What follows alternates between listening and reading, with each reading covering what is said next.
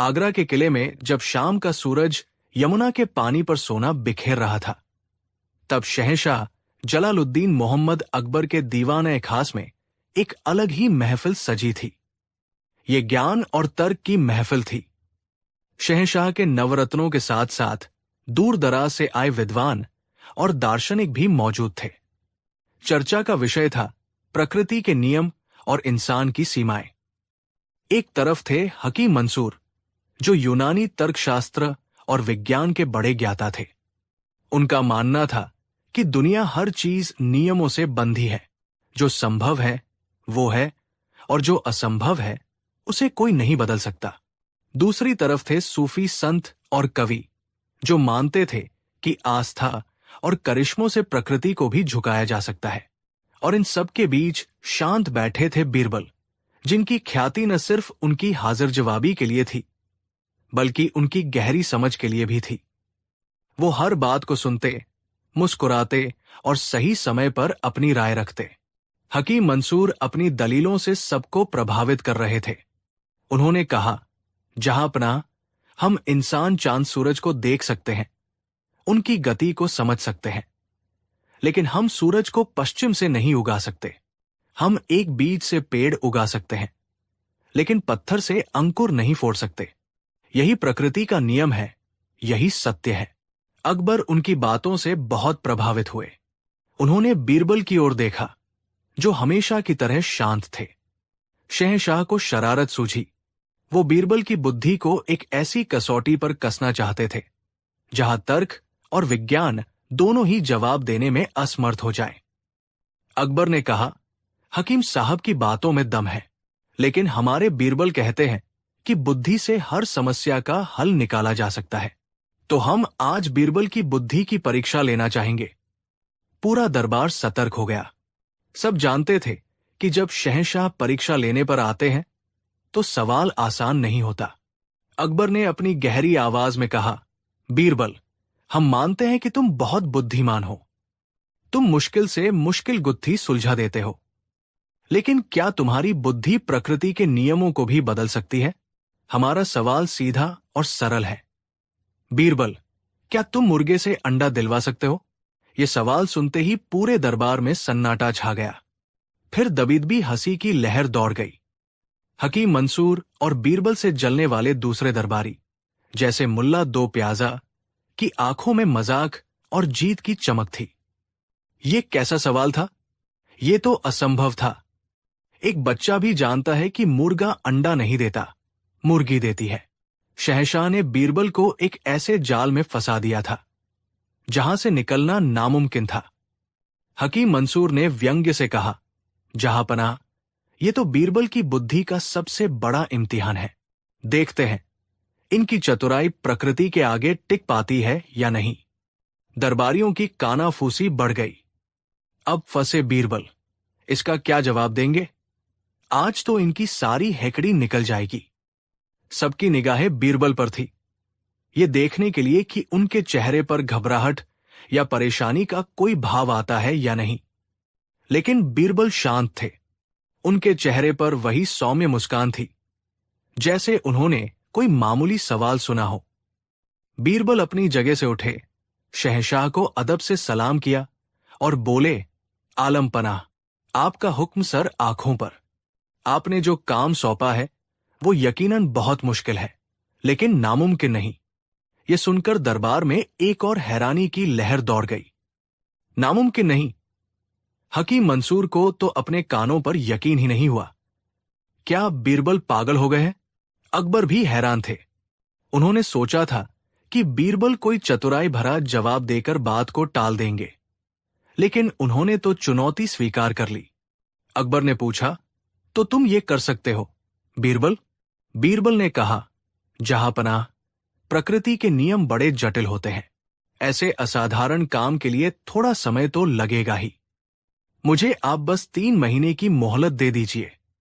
मैं वादा करता हूं कि 3 महीने बाद मैं आपके सामने एक मुर्गे से अंडा दिलवा कर दिखाऊंगा। अब तो दरबारियों के आश्चर्य का ठिकाना न रहा। बीरबल न केवल हाँ कह रहे थे, बल्कि समय सीमा भी तय कर रहे थे। मुल्ला दो प्याजा और हकीम मंसूर मन ही मन हंस रहे थे। उन्होंने सोचा, ठीक है, ले लो 3 महीने, हम भी तो देखें कि तुम ऐसा कौन सा जादू करते हो।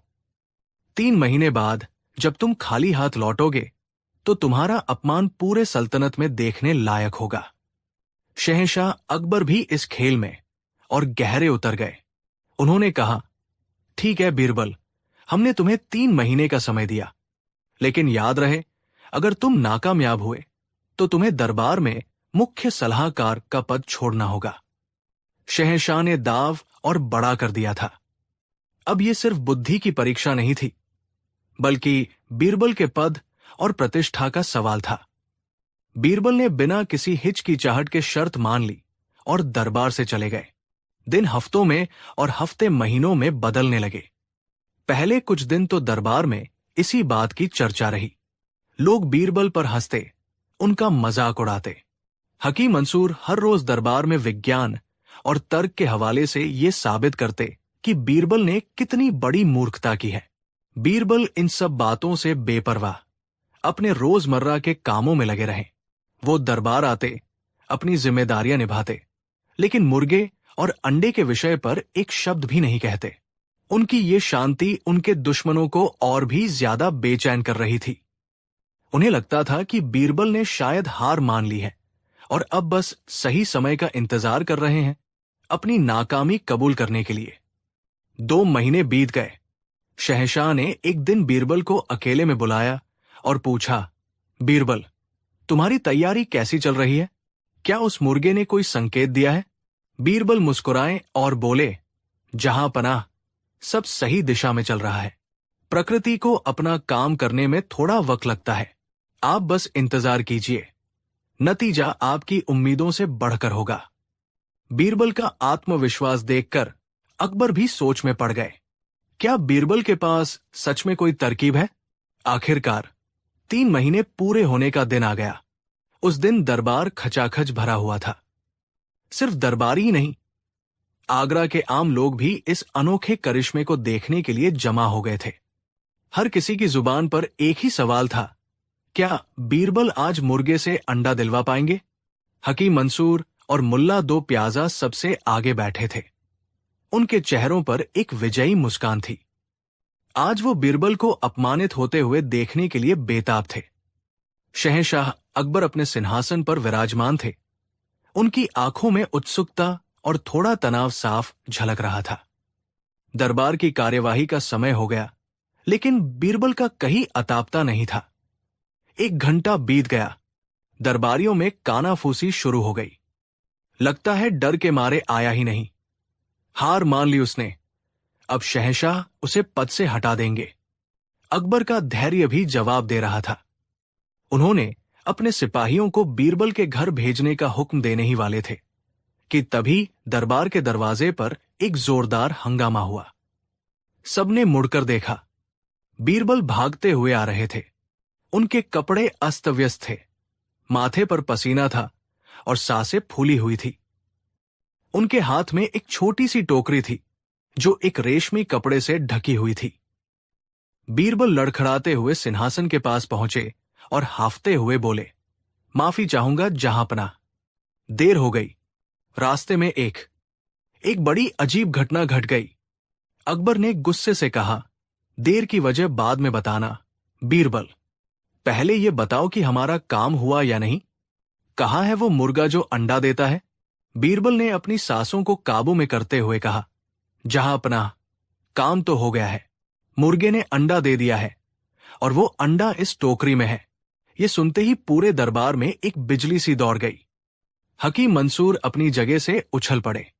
नामुमकिन, ये सरासर झूठ है, मैं नहीं मान सकता। बीरबल ने कहा, हकीम साहब, सब्र कीजिए, पहले मेरी पूरी बात तो सुन लीजिए। बीरबल ने शहंशाह की ओर मुड़कर कहा, जहांपनाह, मैं वो अंडा लेकर खुशी खुशी दरबार की ओर आ रहा था, लेकिन जैसे ही मैं शहर के मुख्य चौराहे पर पहुंचा, एक आदमी ने मेरा रास्ता रोक लिया। वो बहुत गुस्से में था और चिल्लाने लगा।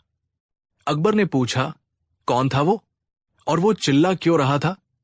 बीरबल ने एक दुखद चेहरा बनाते हुए कहा, जहांपनाह, मैं उसे नहीं जानता। वो कोई राहगीर था। उसने मुझे रोक कर कहा, अरे, तुम तो बादशाह के खास सलाहकार बीरबल हो ना? तुम्हारे बारे में सुना है कि तुम बहुत ज्ञानी हो। तो मेरी एक समस्या का हल करो। मैंने उससे पूछा कि क्या समस्या है। तो वो आदमी बोला, मेरी बीवी मुझे छोड़कर मायके चली गई है और मेरा 5 साल का बेटा घर पर अकेला है। मैं चाहता हूं कि तुम अभी मेरे साथ चलो और मेरे बेटे को नहला धुलाकर खाना खिलाकर सुला दो, क्योंकि मैं बहुत थक गया हूं। बीरबल की ये बात सुनकर दरबारी हैरान हो गए। ये कैसी बेतुकी मांग थी। बीरबल ने आगे कहा, मैंने उस आदमी से बड़ी विनम्रता से कहा, भाई साहब, आप देख रहे हैं कि मैं शहंशाह के दरबार में एक जरूरी काम से जा रहा हूं, और वैसे भी मैं एक मर्द हूं। एक बच्चे को संभालना, उसे नहलाना खिलाना, ये सब काम तो औरतें करती हैं। ये मेरा काम नहीं है। जहां अपना, बस मेरा इतना कहना था कि वो आदमी आगा बुला हो गया। वो मुझ पर चीखने लगा, झूठे, मक्कार, तुम मर्दों की यही जात होती है, काम से बचने के लिए बहाने बनाते हो। जब बच्चा पैदा करना होता है तब तो तुम मर्द आगे रहते हो, लेकिन जब पालने की बारी आती है तो कहते हो ये औरतों का काम है। बीरबल ने सांस लेने के लिए एक पल का विराम लिया। पूरा दरबार उनकी कहानी में डूब चुका था। बीरबल ने अपनी आवाज में और दर्द भरते हुए कहा, जहांपनाह, मैंने उसे समझाने की बहुत कोशिश की। मैंने कहा, अरे भले आदमी, तुम कैसी बातें कर रहे हो? बच्चा पैदा करना मर्द का काम कब से हो गया? ये तो कुदरत का नियम है। ये काम तो सिर्फ औरतें ही कर सकती हैं। लेकिन जहांपनाह, वो सुनने को तैयार ही नहीं था। वो बार बार यही चिल्लाता रहा कि मैं बहाने बना रहा हूं और बच्चा पैदा करना भी मर्दों का ही काम है। हमारे बीच बहस इतनी बढ़ गई कि उसने मुझे धक्का दे दिया। मेरी टोकरी गिरते गिरते बची। इसी झगड़े में मुझे यहां आने में देर हो गई। अब आप ही बताइए जहांपनाह, इस दुनिया में क्या कोई ऐसा आदमी है जो बच्चा पैदा कर सकता है? क्या ये प्रकृति के नियमों के खिलाफ नहीं है? शहंशाह अकबर, जो पूरी कहानी ध्यान से सुन रहे थे, गुस्से में बोले, बिल्कुल, वो आदमी जरूर पागल होगा। भला कोई मर्द कैसे बच्चा पैदा कर सकता है? ये तो सरासर नामुमकिन और बेवकूफी भरी बात है। सिपाहियों, जाओ और उस मूर्ख को पकड़कर हमारे सामने पेश करो। जैसे ही अकबर ने ये कहा, बीरबल के चेहरे पर उनकी जानी पहचानी विजयी मुस्कान लौट आई। उन्होंने बड़ी विनम्रता से सिर झुकाया और बोले, माफ करना जहांपनाह, लेकिन जब तक आप इस सल्तनत के सारे मर्दों से ये साबित नहीं करवा देते कि वो बच्चे पैदा नहीं कर सकते, तब तक मैं एक अकेले मुर्गे से ये कैसे साबित करवाऊं कि वो अंडा नहीं दे सकता? बीरबल का ये वाक्य तीर की तरह सीधा निशाने पर लगा।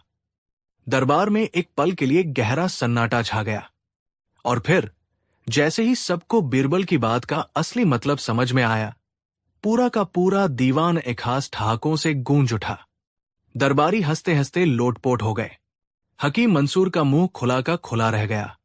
उनका तर्कशास्त्र धुआ हो चुका था। मुल्ला दो प्याजा का चेहरा शर्म से लाल हो गया। शहंशाह अकबर भी अपनी हंसी नहीं रोक पाए।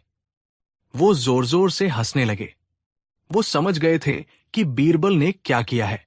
बीरबल ने मुर्गे से अंडा तो नहीं दिलवाया, लेकिन उन्होंने अपनी बुद्धि से एक असंभव सवाल का ऐसा संभव और लाजवाब जवाब दिया था जिसका कोई तोड़ नहीं था। उन्होंने एक बेतुके सवाल को एक और ज्यादा बेतुके, लेकिन तार्किक रूप से समान परिदृश्य से जोड़कर शहंशाह को ही निरुत्तर कर दिया था।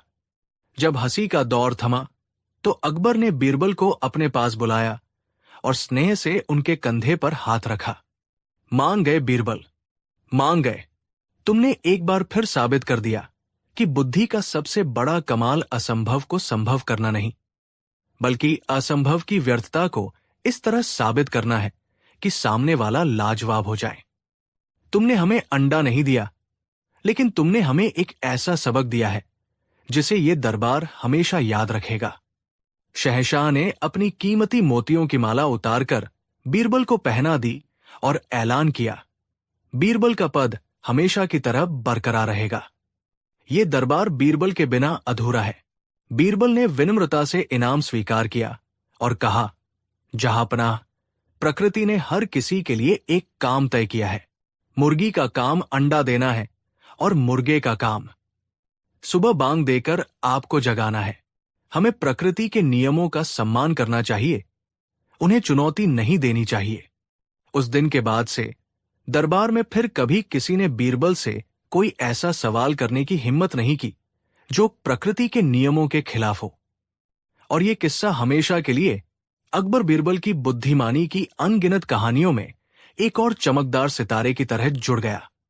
कहानी 2, सल्तनत मुगलिया की राजधानी आगरा, जहां दिन के उजाले में जिंदगी की रौनक देखते ही बनती थी, वही रात के अंधेरे में कुछ गलियां और कूचे बिल्कुल सुनसान और खौफनाक हो जाते थे। शहंशाह अकबर ने शहर में रोशनी के लिए जगह जगह मशाले लगवाने का हुक्म दे रखा था, लेकिन कुछ इलाके ऐसे भी थे जहां अमीरों के बड़े बड़े मकानों की वजह से रोशनी पहुंच ही नहीं पाती थी। ऐसी ही एक गली में रहता था सेठ धनीराम, नाम का धनी लेकिन दिल का महाकंजूस। उसकी हवेली इतनी बड़ी थी कि उसने गली का एक बड़ा हिस्सा घेर रखा था, लेकिन अपनी हवेली के बाहर एक दिया तक जलाने में उसकी जान निकलती थी। नतीजा ये था कि उसकी हवेली के सामने वाली सड़क पर हमेशा घना अंधेरा छाया रहता था। इस अंधेरे की वजह से राहगीरों को बड़ी मुश्किल होती थी। आए दिन लोग उस अंधेरे में गिरते, एक दूसरे से टकराते और कभी कभी तो लुटेरे भी उस अंधेरे का फायदा उठाकर लोगों का सामान छीन लेते। मोहल्ले के लोगों ने सेठ धनीराम से कई बार गुजारिश की, सेठ जी, आप इतने अमीर हैं, अगर आप अपनी हवेली के बाहर 2-4 मशाले जलवा दें तो हम सब राहगीरों का भला हो जाएगा। एक पड़ोसी ने कहा। सेठ धनीराम अपनी मोटी तोन सहलाते हुए बोला, क्यों भाई, भला क्यों करवा दें? हमारे घर के अंदर तो रोशनी है, बाहर कौन गिरता है, कौन मरता है, इससे हमें क्या लेना देना? तेल क्या मुफ्त में आता है? जाओ अपना काम करो। लोगों ने पंचायत में भी शिकायत की, लेकिन सेठ की पहुंच ऊपर तक थी। मामला हमेशा ठंडे बस्ते में डाल दिया जाता। धीरे धीरे लोगों ने हार मान ली और उस गली को अंधेरी गली या सेठ का अंधेरा कहना शुरू कर दिया। ये बात उड़ते उड़ते शहंशाह अकबर के कानों तक भी पहुंची। उन्हें यह सुनकर बड़ा क्रोध आया कि उनकी सल्तनत में एक आदमी की कंजूसी की वजह से इतने लोगों को परेशानी हो रही है। उन्होंने सेठ धनीराम को दरबार में तलब करने का सोचा, लेकिन फिर उन्हें ख्याल आया कि इस मामले को सुलझाने का सबसे अच्छा तरीका बीरबल ही निकाल सकते हैं। अगले दिन दरबार में अकबर ने बीरबल के सामने ये समस्या रखी, बीरबल, इस सेठ धनीराम का कुछ करना होगा। उसकी कंजूसी ने लोगों का जीना मुहाल कर दिया है। हम उसे सजा तो दे सकते हैं, लेकिन हम चाहते हैं कि उसे अक्ल भी आए। कोई ऐसी तरकीब निकालो कि सांप भी मर जाए और लाठी भी न टूटे। बीरबल ने पूरी बात ध्यान से सुनी। उनके चेहरे पर एक शरारती मुस्कान तैर गई। वो समझ गए थे कि इस कंजूस सेठ को सीधा करने के लिए सीधी उंगली से ही नहीं निकलेगा। जहांपनाह, बीरबल ने कहा, आप चिंता न करें, इस समस्या का हल मेरे पास है। बस मुझे आपकी थोड़ी मदद और कुछ दिनों की मोहलत चाहिए। मैं वादा करता हूं कि सेठ धनीराम खुद अपनी हवेली के बाहर रोशनी करवाएगा, वो भी खुशी खुशी। अकबर हैरान थे। खुशी खुशी? ये कैसे मुमकिन है? बीरबल ने कहा, आप बस देखते जाइए। जहांपनाह, उस दिन दरबार के बाद बीरबल सीधे शहर के कोतवाल के पास पहुंचे और उसे अपनी योजना समझाई। फिर उन्होंने कुछ शाही मुनादी करने वालों को बुलाया और उन्हें एक अजीब सा ऐलान करने का हुक्म दिया। अगली सुबह आगरा की गलियों में ढिंढोरा पीटा जाने लगा। मुनादी करने वाले जोर जोर से चिल्ला रहे थे, सुनो, सुनो, सुनो, शहंशाह के हुक्म से आज शाम शहर के मुख्य चौराहे पर एक अनोखी नीलामी होने जा रही है। आज तक आपने जमीन, जायदाद, हीरे जवाहरात बिकते देखे होंगे, लेकिन आज बिकेगा अंधेरा, जी हाँ, अंधेरा। सेठ धनीराम की हवेली के सामने वाला कीमती और घना अंधेरा नीलाम किया जा रहा है। जो कोई भी इस अंधेरे को खरीदना चाहता है, वो शाम को चौराहे पर पहुंच जाए। बोली एक सोने की मोहर से शुरू होगी। ये ऐलान सुनकर पूरे आगरा में हलचल मच गई। लोग हैरान थे। अंधेरा बिकेगा? ये कैसा मजाक है? क्या शहंशाह का दिमाग फिर गया है? जरूर ये बीरबल की कोई नई खुराफात होगी। लोग हंस रहे थे, लेकिन उनकी उत्सुकता भी चरम पर थी। हर कोई ये देखना चाहता था कि आखिर ये अंधेरे की नीलामी है क्या चीज।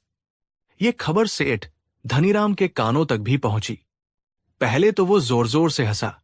हा हा हा, अंधेरा बिकेगा, और वो भी मेरा अंधेरा। अरे, ये तो मुफ्त की चीज है, इसे कौन खरीदेगा? और खरीदेगा भी तो मेरा क्या जाएगा? अंधेरा मेरा थोड़ी है, वो तो सड़क पर है। उसने इस बात को गंभीरता से नहीं लिया और अपने काम में लग गया। शाम को शहर का मुख्य चौराहा लोगों की भीड़ से खचाखच भर गया। शहंशाह अकबर भी आम लोगों के भेष में अपने कुछ भरोसेमंद सिपाहियों के साथ भीड़ में मौजूद थे। वो देखना चाहते थे कि बीरबल का ये अजीब नाटक क्या रंग लाता है। ठीक समय पर बीरबल एक ऊंचे चबूतरे पर चढ़े। उनके हाथ में एक हथौड़ा था, जैसा नीलामी करने वालों के पास होता है। मेरे प्यारे आगरा वासियों, बीरबल ने बुलंद आवाज में कहा, आज हम यहां एक ऐतिहासिक नीलामी के लिए जमा हुए हैं। आज हम वो चीज बेचने जा रहे हैं जो बेशकीमती है, लेकिन मुफ्त में मिलती है, अंधेरा। जैसा कि आप सब जानते हैं, सेठ धनीराम की हवेली के सामने वाला अंधेरा अपनी गुणवत्ता के लिए पूरे शहर में मशहूर है। वो इतना घना है कि हाथ को हाथ सुझाई नहीं देता। चोरों के लिए वो जन्नत है और राहगीरों के लिए मुसीबत। तो चलिए इस कीमती अंधेरे की बोली शुरू करते हैं। पहली बोली, एक सोने की मोहर। भीड़ में खामोशी थी। कौन एक सोने की मोहर एक ऐसी चीज के लिए बर्बाद करेगा जो किसी काम की नहीं है? तभी भीड़ में से एक आदमी ने, जो असल में बीरबल का ही आदमी था, हाथ उठाया और बोला, 2 सोने की मोहरें।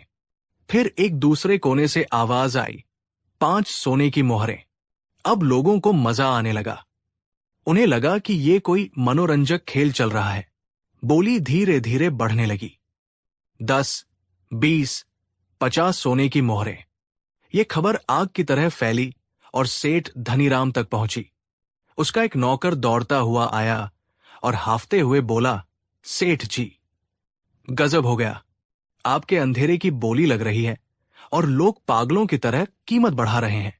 बोली 50 सोने की मोहरों तक पहुंच गई है। अब सेठ धनीराम का माथा ठनका। 50 मोहरें अंधेरे के लिए? जरूर इसमें कोई राज है। कहीं उस अंधेरे में कोई खजाना तो नहीं छिपा है जिसके बारे में मुझे नहीं पता? अरे, मैं भी कितना मूर्ख हूं। वो अंधेरा मेरी हवेली के सामने है, तो उस पर पहला हक तो मेरा है। मैं किसी और को उसे खरीदने नहीं दे सकता। कंजूस सेठ की आंखों में लालच की चमक आ गई। वो अपनी धोती संभालता हुआ नंगे पैर ही चौराहे की तरफ भागा। जब वो वहां पहुंचा तो बोली 100 सोने की मोहरों को पार कर चुकी थी। सेठ धनीराम भीड़ को चीरता हुआ आगे बढ़ा और चिल्लाया, रुको, ये नीलामी रोको। ये अंधेरा मेरी संपत्ति है, इसे कोई और नहीं खरीद सकता। बीरबल ने सेठ को देखकर मुस्कुराते हुए कहा, आइए आइए सेठ जी, आपका ही इंतजार था। अगर ये अंधेरा आपका है तो आप भी बोली लगा सकते हैं। मैं बोली क्यों लगाऊं? ये तो मेरा है, सेठ चिल्लाया।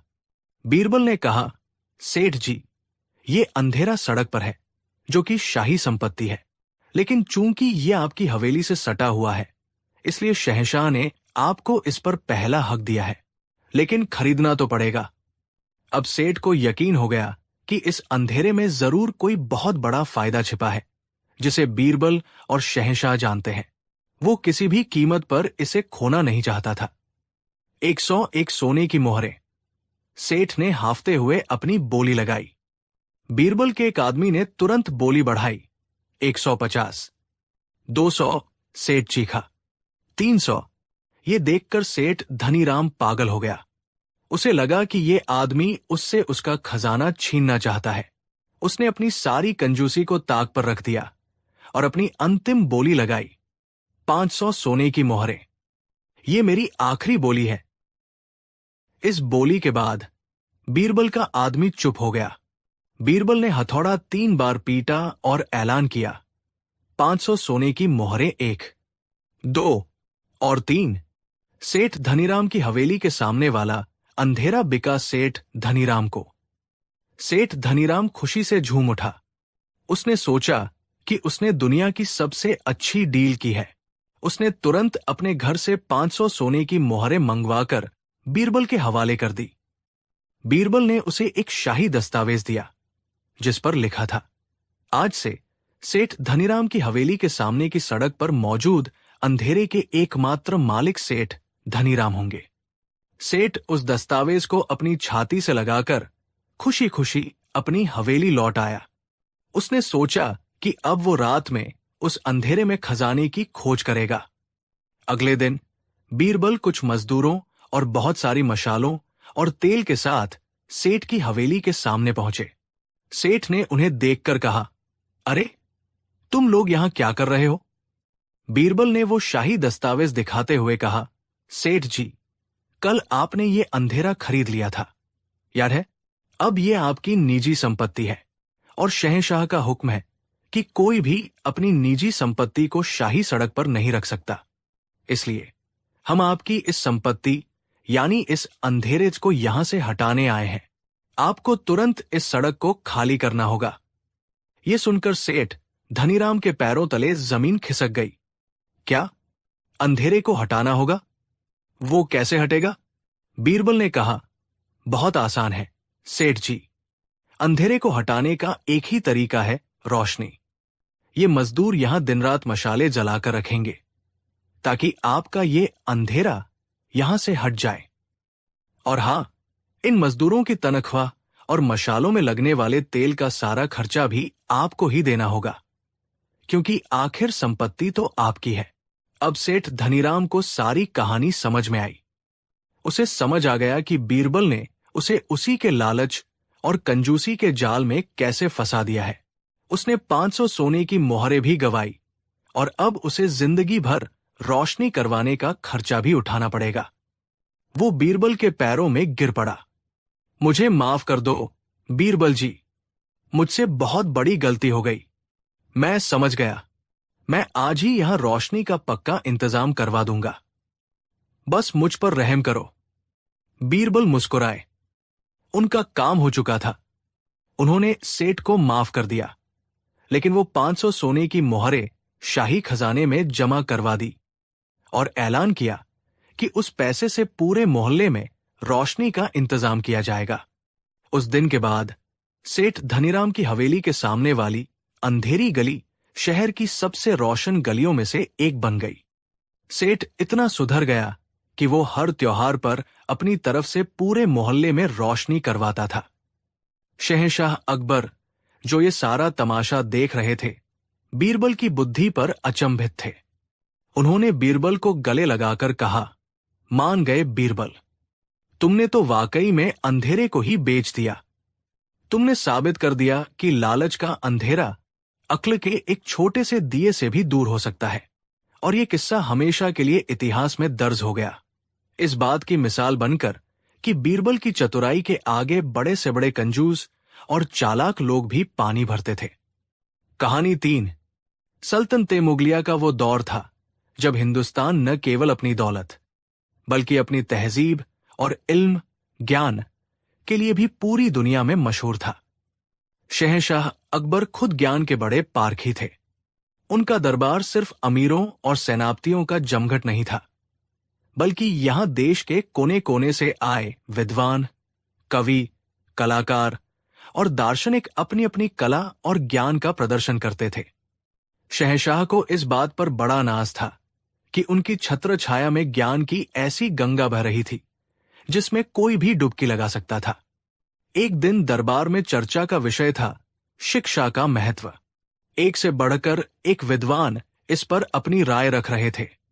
किसी ने कहा कि शिक्षा इंसान को जानवर से अलग करती है, तो किसी ने कहा कि शिक्षा ही अंधेरे में रोशनी की किरण है। इन सब बातों को सुनकर शहंशाह अकबर का सीना गर्व से फूल गया।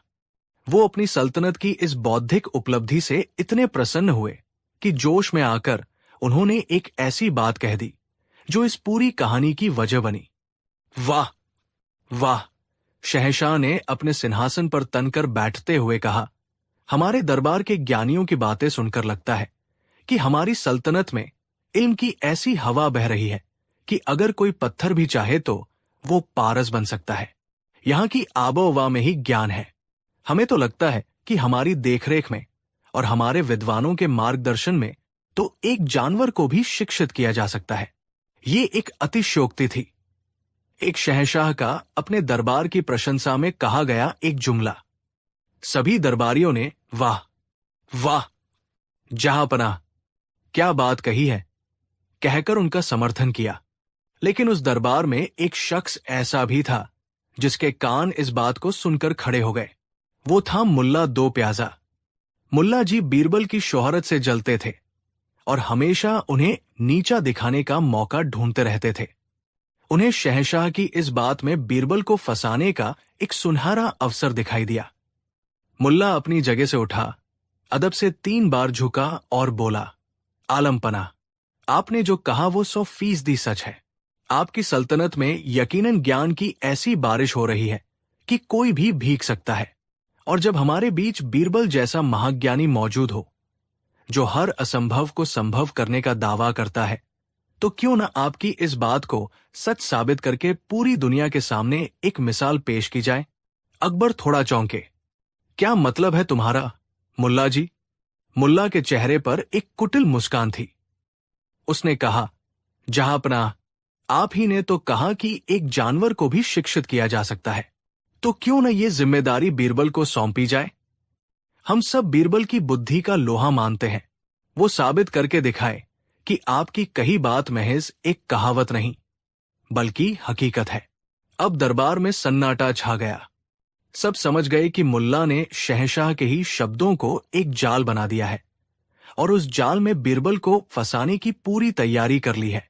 अकबर भी अपनी ही बात में फंस गए। एक शहंशाह अपनी कही बात से मुकर नहीं सकता था।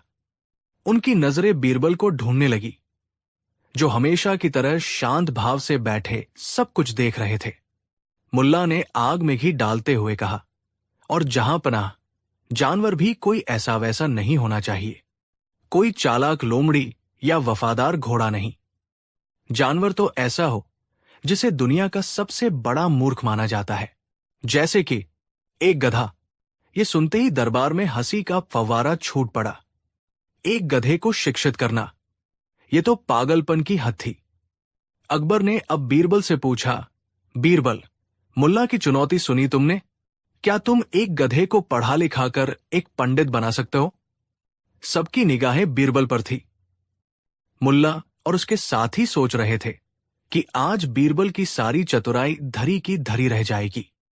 अगर वो ना कहता है तो वो पहली बार दरबार में अपनी हार मानेगा, और अगर वो हाँ कहता है तो वो एक ऐसा काम अपने सिर ले रहा है जो दुनिया में कोई नहीं कर सकता।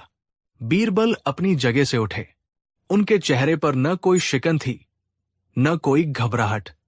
उन्होंने मुस्कुराते हुए शहंशाह को सलाम किया और बोले, जहांपनाह, आपने और मुल्ला जी ने जो काम मुझे सौंपा है वो है तो बहुत मुश्किल लेकिन नामुमकिन नहीं। दरबार में फिर से कानाफूसी शुरू हो गई। क्या? बीरबल ने हाँ कह दिया। बीरबल ने आगे कहा, एक गधे को पंडित बनाने के लिए बहुत ज्यादा सब्र, समय और संसाधनों की जरूरत पड़ेगी। मेरी कुछ शर्तें हैं, अगर वो मान ली जाएं, तो मैं ये काम जरूर कर सकता हूं। अकबर ने उत्सुकता से पूछा, कैसी शर्तें बीरबल? बीरबल ने कहा, पहली शर्त यह है कि मुझे शहर के सबसे जिद्दी और मूर्ख गधे की जरूरत होगी। मेरे ख्याल से शाही धोबी कल्लन का गधा इस काम के लिए सबसे उपयुक्त रहेगा। दूसरी शर्त, मुझे उस गधे को पढ़ाने के लिए एक अलग शांत जगह चाहिए होगी जहां कोई हमें परेशान न करे। तीसरी और सबसे जरूरी शर्त, इस शिक्षा के लिए मुझे शाही खजाने से हर महीने 500 सोने की मोहरें चाहिए होंगी, ताकि मैं उसके खाने पीने और पढ़ाई की जरूरी चीजों का इंतजाम कर सकूं। और चौथी शर्त, इस काम में कम से कम 6 महीने का वक्त लगेगा। 6 महीने और हर महीने 500 सोने की मोहरें, वो भी एक गधे के लिए। दरबार में बैठे खजांची का तो मुंह ही खुला रह गया। मुल्ला दो प्याजा ने तुरंत कहा, जहां अपना, ये तो शाही खजाने की बर्बादी है। ये जरूर कोई बहाना बना रहा है। लेकिन अकबर को बीरबल पर भरोसा था और वो इस अनोखे तमाशे का अंत भी देखना चाहते थे। उन्होंने कहा, ठीक है बीरबल, हमें तुम्हारी सारी शर्तें मंजूर हैं। शाही धोबी का गधा तुम्हें सौंप दिया जाएगा। यमुना के किनारे एक बाग तुम्हारे हवाले किया जाता है और खजांची हर महीने तुम्हें 500 मोहरें पहुंचा देगा। लेकिन याद रहे, 6 महीने बाद तुम्हें उस गधे को इसी दरबार में एक पंडित के रूप में पेश करना होगा। अगर तुम नाकाम हुए तो तुम्हें ये सारी रकम ब्याज समेत लौटानी होगी और दरबार में सबसे माफी मांगनी होगी। बीरबल ने शर्त मान ली और दरबार से विदा हो गए। अगले दिन से बीरबल का अनोखा गुरुकुल शुरू हो गया। शाही धोबी कल्लन रोते पीटते अपना सबसे प्यारा गधा बीरबल के हवाले कर गया। बीरबल उस गधे को लेकर यमुना किनारे वाले बाग में चले गए, जिसके चारों ओर ऊंची दीवारें थी। दिन बीतने लगे। बीरबल रोज सुबह उस बाग में जाते और शाम को लौटते। किसी को नहीं पता था कि उस चारदीवारी के अंदर आखिर हो क्या रहा है। मुल्ला दो प्याजा ने कई बार जासूस भेजकर पता लगाने की कोशिश की, लेकिन बीरबल ने बाग के दरवाजे पर भरोसेमंद पहरेदार बिठा दिए थे। शहर में तरह तरह की बातें होने लगी। कोई कहता कि बीरबल उस गधे को रोज वेद पुराण सुनाते हैं। कोई कहता कि उन्होंने किसी तांत्रिक को बुलाया है जो गधे के अंदर किसी पंडित की आत्मा डाल देगा। एक महीना बीता, फिर दूसरा, फिर तीसरा। हर महीने बीरबल शाही खजाने से 500 मोहरें ले जाते। मुल्ला दो प्याजा हर दिन शहंशाह के कान भरते, देखिए जहां पनाह, बीरबल आपकी आंखों में धूल झोंक रहा है। वो उन मोहरों से अपनी तिजोरी भर रहा है और गधे के नाम पर ऐश कर रहा है। अकबर के मन में भी शक गहराने लगा। उन्होंने एक दिन बीरबल को बुलाया और पूछा, बीरबल, तुम्हारे छात्र की पढ़ाई कैसी चल रही है? कुछ प्रगति हुई भी है या नहीं? बीरबल ने बड़ी गंभीरता से जवाब दिया, जहां पनाह, आपका शिष्य बहुत मेहनती है, लेकिन गधे की बुद्धि थोड़ी मोटी होती है, इसलिए सीखने में वक्त लग रहा है। अभी अभी उसने सिर हिलाकर हां और ना कहना सीखा है और कुछ अक्षर पहचानने लगा है। ये सुनकर अकबर हैरान भी हुए और उनकी उत्सुकता और बढ़ गई। इसी तरह 6 महीने का लंबा इंतजार खत्म हुआ।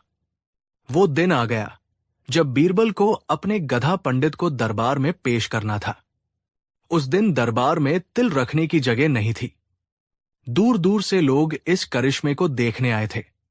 मुल्ला दो प्याजा और उनके साथी पहली कतार में बैठे थे। उनके चेहरों पर व्यंग्य और मजाक की मुस्कान थी। वो बीरबल के अपमान का जश्न मनाने के लिए पूरी तरह तैयार थे। तभी दरबार के दरवाजे पर नगाड़े बजे और बीरबल ने प्रवेश किया। उनके पीछे पीछे शाही धोबी का वही गधा चल रहा था, लेकिन आज वो गधा कुछ अलग लग रहा था। वो पहले से ज्यादा मोटा ताजा और चिकना लग रहा था। बीरबल ने उसके गले में फूलों की माला और माथे पर चंदन का टीका भी लगा रखा था। बीरबल उस गधे को लेकर दरबार के बीचों बीच आ गए। शहंशाह ने पूछा, बीरबल, क्या ये वही गधा है? बीरबल ने कहा, जी जहांपनाह, ये अब सिर्फ गधा नहीं, बल्कि पंडित गधेश्वरानंद जी है। पूरा दरबार हंसी से गूंज उठा। मुल्ला ने खड़े होकर कहा, बस करो ये नाटक। बीरबल, अगर ये पंडित है तो इसकी परीक्षा ली जाए। इससे कोई श्लोक सुनाने को कहो या किसी ग्रंथ पर टिप्पणी करने को कहो। बीरबल मुस्कुराए, मुल्ला जी, सब्र रखिए। पंडित जी अभी अभी अपनी शिक्षा पूरी करके आए हैं, थोड़े शर्मीले हैं। मैं इनकी योग्यता साबित करने के लिए एक किताब लाया हूं। बीरबल ने अपने सेवक को इशारा किया। सेवक एक बड़ी सी किताब लेकर आया जिसके पन्ने बहुत मोटे थे और जिस पर सुनहरे अक्षरों में गधा पुराण लिखा था। बीरबल ने उस किताब को एक चौकी पर गधे के सामने रख दिया। अब देखिए, बीरबल ने कहा, पंडित जी आपको ये ग्रंथ पढ़कर सुनाएंगे। सबकी सांसें थम गई। गधा उस किताब को घूर रहा था। फिर उसने कुछ ऐसा किया जिसे देखकर सब हैरान रह गए। उसने अपनी थूथनी से किताब का पहला पन्ना पलटा, फिर दूसरा, फिर तीसरा। वो एक एक करके पन्ने पलटता जा रहा था और बीच बीच में ढेंचू ढेंचू की आवाज निकाल रहा था। दरबार में बैठे कुछ लोग जो बीरबल की चाल नहीं समझ पाए थे, वो तो आश्चर्य से खड़े हो गए। अरे, ये तो सच में पन्ने पलट रहा है। गधा लगातार पन्ने पलटता रहा और अपनी भाषा में रेंगता रहा। जब किताब खत्म हो गई तो उसने अपना मुंह उठाया और जोर से ढेंचू ढेंचू चिल्लाया। बीरबल ने झुककर गधे को शाबाशी दी और फिर दरबार की ओर मुड़कर बोले, तो देखा आप सबने, पंडित जी ने पूरी किताब पढ़ डाली और अंत में वो अपनी भाषा में आप सबको इसका सार समझा रहे हैं। मुल्ला दो प्याजा गुस्से से लाल हो गया। वो चिल्लाया, ये धोखा है, ये कोई पढ़ाई नहीं है, तुम हमें मूर्ख बना रहे हो। इसने पढ़ा नहीं, सिर्फ पन्ने पलटे हैं और रेंका है। बीरबल ने बड़ी मासूमियत से जवाब दिया, मुल्ला जी, आप ही बताइए, एक पंडित का काम क्या होता है? किताब पढ़ना, पन्ने पलटना और जो उसमें लिखा है उसे अपनी भाषा में दूसरों को समझाना। पंडित जी ने भी तो यही किया। उन्होंने किताब पढ़ी, पन्ने पलटे और फिर अपनी गदभाषा में आप सबको उसका ज्ञान दिया। अब इसमें इनकी क्या गलती कि हम में से कोई भी इतना विद्वान नहीं है जो इनकी भाषा समझ सके। बीरबल की ये बात सुनकर शहंशाह अकबर अपनी हंसी नहीं रोक पाए। वो समझ गए थे कि बीरबल ने क्या चतुराई दिखाई है। पूरा दरबार ठहाकों से गूंज उठा। मुल्ला दो प्याजा का चेहरा शर्म से झुक गया। जब हंसी का शोर थमा तो अकबर ने बीरबल से पूछा, बीरबल, अब हमें सच सच बताओ, तुमने ये करिश्मा किया कैसे? बीरबल ने मुस्कुराते हुए राज खोला, जहांपनाह, ये बहुत आसान था। मैंने उस किताब के हर पन्ने के बीच में थोड़े थोड़े दाने और सूखी घास छिपा दी थी। मैंने 6 महीने तक गधे को यही सिखाया कि किताब के पन्नों को पलटने पर उसे खाना मिलेगा। वो बेचारा तो बस खाने के लालच में अपनी नाक से पन्ने पलटता रहा। वो पढ़ना नहीं बल्कि अपनी आदत का प्रदर्शन कर रहा था। बीरबल ने आगे कहा, और जहांपनाह, मैंने उन 500 मोहरों का भी सही इस्तेमाल किया। मैंने गधे के लिए अच्छा चारा, अपने लिए अच्छा भोजन और बाकी बची मोहरें शहर के गरीब और जरूरतमंद बच्चों की पढ़ाई के लिए एक पाठशाला खोलने में लगा दी, ताकि कोई इंसान अनपढ़ न रह जाए। ये सुनकर अकबर की आंखें प्रशंसा से भर गई। वो अपनी जगह से उठे और बीरबल को गले लगा लिया। मान गए बीरबल। अकबर ने कहा, तुमने न सिर्फ अपनी बुद्धि से एक असंभव चुनौती को पूरा किया, बल्कि एक गहरा सबक भी सिखाया है। तुमने सिखाया कि किसी को जबरदस्ती या लालच से सिखाया नहीं जा सकता, केवल आदतें डाली जा सकती है। असली शिक्षा तो मन और आत्मा से होती है। और तुमने ये भी साबित कर दिया कि हमारे समाज में भी कुछ लोग इन पंडित गधेश्वरानंद जी की तरह ही हैं, जो बड़ी बड़ी किताबें तो रखते हैं, पन्ने भी पलटते हैं और जोर जोर से बोलते भी हैं, लेकिन असल में उसके ज्ञान का एक अक्षर भी नहीं समझते। उस दिन मुल्ला दो प्याजा को ऐसी शर्मिंदगी महसूस हुई कि उसने कई दिनों तक दरबार में अपना मुंह नहीं दिखाया। और बीरबल की बुद्धिमानी का ये किस्सा हमेशा के लिए अमर हो गया, जो आज भी हमें हंसाता है और सिखाता है कि सच्ची शिक्षा रटने में नहीं बल्कि समझने में है। कहानी 4। उस दिन सर्दियों की एक आलस्य भरी सुबह थी। बाहर ठंडी हवा चल रही थी और दरबार के अंदर भी ज्यादातर दरबारी ऊँघ रहे थे। कामकाज का माहौल बोझिल और उबाऊ हो चला था। शहंशाह अकबर भी इस नीरसता से ऊब चुके थे। उन्हें कुछ ऐसा चाहिए था जो इस माहौल में थोड़ी जान डाल दे, थोड़ी गर्माहट ले आए। उनकी नजरें हमेशा की तरह बीरबल पर जाकर टिकी, जो शांत भाव से बैठे शायद किसी गहरी सोच में डूबे थे। अकबर के मन में एक शरारत सूझी। उन्होंने सोचा, क्यों न आज बीरबल की ही परीक्षा ली जाए और इस सुस्त दरबार में थोड़ा मनोरंजन किया जाए। अकबर ने अपनी बुलंद आवाज में कहा, बीरबल, तुम हमेशा दावा करते हो कि तुम अपनी बुद्धि से कुछ भी कर सकते हो। तुम कहते हो कि तुम इंसानी स्वभाव को बहुत अच्छे से समझते हो। बीरबल अपनी सोच से बाहर आए और अदब से बोले, जहां पनाह, मैं दावा नहीं करता, बस प्रयास करता हूं। और इंसानी स्वभाव तो एक गहरा समंदर है जिसे पूरी तरह समझना किसी के बस की बात नहीं। अकबर मुस्कुराए। चलो, आज हम तुम्हारे इसी प्रयास की परीक्षा लेते हैं। हम तुम्हें एक चुनौती देते हैं।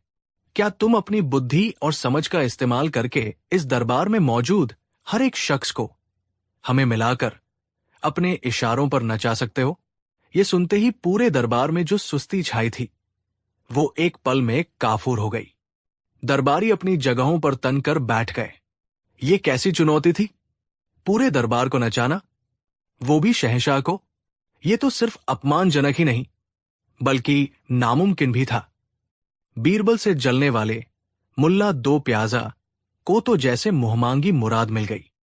वो अपनी जगह से उछलकर बोला, जहां अपना, ये तो बीरबल की बुद्धि का असली इम्तिहान होगा। आज पता चल जाएगा कि इनकी बातों में कितना दम है। दरबारियों में कानाफूसी शुरू हो गई। ये बीरबल कैसे करेगा? आज तो इसकी गर्दन फंसेगी। शहंशाह को नचाने की बात करना भी मौत को दावत देना है। अकबर ने कहा, तो बोलो बीरबल, मंजूर है चुनौती? लेकिन याद रहे, तुम्हें किसी से जबरदस्ती नहीं करनी है। तुम्हें किसी को हुक्म नहीं देना है। तुम्हें कुछ ऐसा करना होगा कि हर कोई अपनी मर्जी से नाचने पर मजबूर हो जाए। यह शर्त तो और भी मुश्किल थी। जबरदस्ती तो शायद सेनापति कर सकते थे, लेकिन अपनी मर्जी से नाचने पर मजबूर करना, यह तो किसी जादूगर का ही काम हो सकता था। सबको लगा कि आज बीरबल हार मान लेंगे, लेकिन बीरबल के चेहरे पर शिकन तक नहीं थी। उनकी आंखों में एक शरारती चमक थी, जैसे उन्हें इस चुनौती में मजा आ रहा हो। उन्होंने मुस्कुराते हुए शहंशाह को सलाम किया और बोले, आलमपना, आपकी चुनौती मुझे स्वीकार है। मैं इस पूरे दरबार को आपको शामिल करते हुए अपने इशारों पर नचा कर दिखाऊंगा। लेकिन इस काम के लिए मुझे थोड़ी तैयारी करनी होगी और मुझे ठीक 1 घंटे का समय चाहिए। अकबर ने कहा, ठीक है, तुम्हें 1 घंटे का समय दिया जाता है। हम सब यही तुम्हारा इंतजार करेंगे। लेकिन याद रखना, अगर तुम नाकामयाब हुए तो सजा के तौर पर तुम्हें आज पूरा दिन दरबार में मुर्गा बनकर घूमना होगा। यह सुनते ही मुल्ला और उसके साथी दरबारी अपनी हंसी नहीं रोक पाए। वो मन ही मन बीरबल को मुर्गा बने देखने के ख्वाब सजाने लगे। बीरबल बिना कुछ कहे शांत भाव से दरबार से बाहर चले गए। अब दरबार में इंतजार का एक लंबा दौर शुरू हुआ। हर किसी के मन में बस एक ही सवाल था, बीरबल आखिर ऐसा क्या करने वाला है? वो कौन सी तरकीब लगाएगा? क्या वो कोई संगीतकार बुलाएगा या कोई नर्तकी? लेकिन शहंशाह ने तो साफ कहा था कि हर कोई अपनी मर्जी से नाचेगा। समय बीतता जा रहा था। दरबारियों की बेचैनी बढ़ती जा रही थी। वो आपस में शर्त लगा रहे थे। ज्यादातर का यही मानना था कि बीरबल आज बुरी तरह जलील होने वाले हैं। ठीक 1 घंटे बाद दरबार के दरवाजे खुले और बीरबल ने प्रवेश किया। लेकिन वो अकेले नहीं थे। उनके हाथ में एक बड़ा सा संदूक था, जिसे उठाने में उन्हें काफी मशक्कत करनी पड़ रही थी। उन्होंने उस भारी संदूक को लाकर दरबार के ठीक बीचों बीच रख दिया। सब हैरान थे, इस संदूक में ऐसा क्या है जिससे पूरा दरबार नाचने लगेगा? बीरबल ने शहंशाह को सलाम किया और बोले, जहां पनाह, मेरी तैयारी पूरी हो चुकी है। अकबर ने उत्सुकता से पूछा, तो दिखाओ अपना कमाल बीरबल। ये संदूक क्या है? बीरबल ने एक रहस्यमयी मुस्कान के साथ कहा, जहां पनाह, इस संदूक में मेरे परदादा का एक जादुई खजाना है। वो बहुत बड़े ज्ञानी थे और उन्होंने मुझे बताया था कि इस संदूक के अंदर एक ऐसा बेशकीमती हीरा है जिसकी रोशनी जिस पर भी पड़ती है उसके अंदर की सारी अच्छाई और पुण्य जाग जाते हैं। कहते हैं कि जो जितना ज्यादा नेक और धर्मात्मा होता है उसे ये हीरा उतना ही ज्यादा चमकता हुआ दिखाई देता है, और जो पापी या बेईमान होता है उसे ये सिर्फ एक साधारण पत्थर नजर आता है। ये सुनकर दरबार में एक अजीब सी खामोशी छा गई। अब ये सिर्फ नाचने की चुनौती नहीं रह गई थी, बल्कि हर किसी के चरित्र की परीक्षा बन गई थी। बीरबल ने आगे कहा, लेकिन इस हीरे की एक और खासियत है। इसकी रोशनी में एक ऐसी ऊर्जा है कि जब कोई सच्चा और नेक इंसान इसे देखता है तो वो खुशी से झूम उठता है, उसका मन नाचने को करने लगता है, वो अपनी खुशी को रोक ही नहीं पाता। अब दरबारी एक दूसरे का मुंह देखने लगे। बीरबल ने बड़ी चालाकी से नाचने को नेकी और सच्चाई से जोड़ दिया था। बीरबल ने संदूक का ताला खोला, तो अब मैं इस संदूक को खोलने जा रहा हूं। आप सब तैयार हो जाइए उस दिव्य रोशनी को देखने के लिए। उन्होंने धीरे धीरे संदूक का ढक्कन उठाया। सबकी आंखें उस संदूक पर गड़ी थी। बीरबल ने अंदर हाथ डाला और हवा में अपनी मुट्ठी बंद करके कुछ निकालने का नाटक किया। फिर उन्होंने अपनी खाली मुट्ठी को ऐसे घुमाया जैसे उनके हाथ में कोई बहुत बड़ा हीरा हो। वाह वाह, क्या अद्भुत चमक है, क्या तेज है। बीरबल ने अपनी आंखों को चौंधियाने का नाटक करते हुए कहा, मुझे तो इसकी रोशनी में साक्षात ईश्वर के दर्शन हो रहे हैं। मेरा मन तो खुशी से नाचने को कर रहा है। और ये कहते हुए बीरबल वही दरबार के बीचों बीच खुशी से झूमने लगे। वो गोल गोल घूम रहे थे और ऐसे अभिनय कर रहे थे जैसे वो किसी दिव्य आनंद में हो। अब दरबारियों की हालत देखने लायक थी। संदूक खाली था, बीरबल के हाथ में कुछ भी नहीं था। लेकिन कोई ये कहने की हिम्मत कैसे करता? अगर कोई कहता कि मुझे तो कोई हीरा नहीं दिख रहा, तो इसका सीधा मतलब होता कि वो पापी है, बेईमान है और उसके अंदर कोई नेकी नहीं है। अपनी इज्जत बचाने का अब एक ही तरीका था, ये नाटक करना कि उन्हें भी हीरा दिख रहा है और वो भी बहुत नेक है। सबसे पहले मुल्ला दो प्याजा के एक चापलूस दरबारी ने सोचा कि शहंशाह को खुश करने का इससे अच्छा मौका नहीं मिलेगा।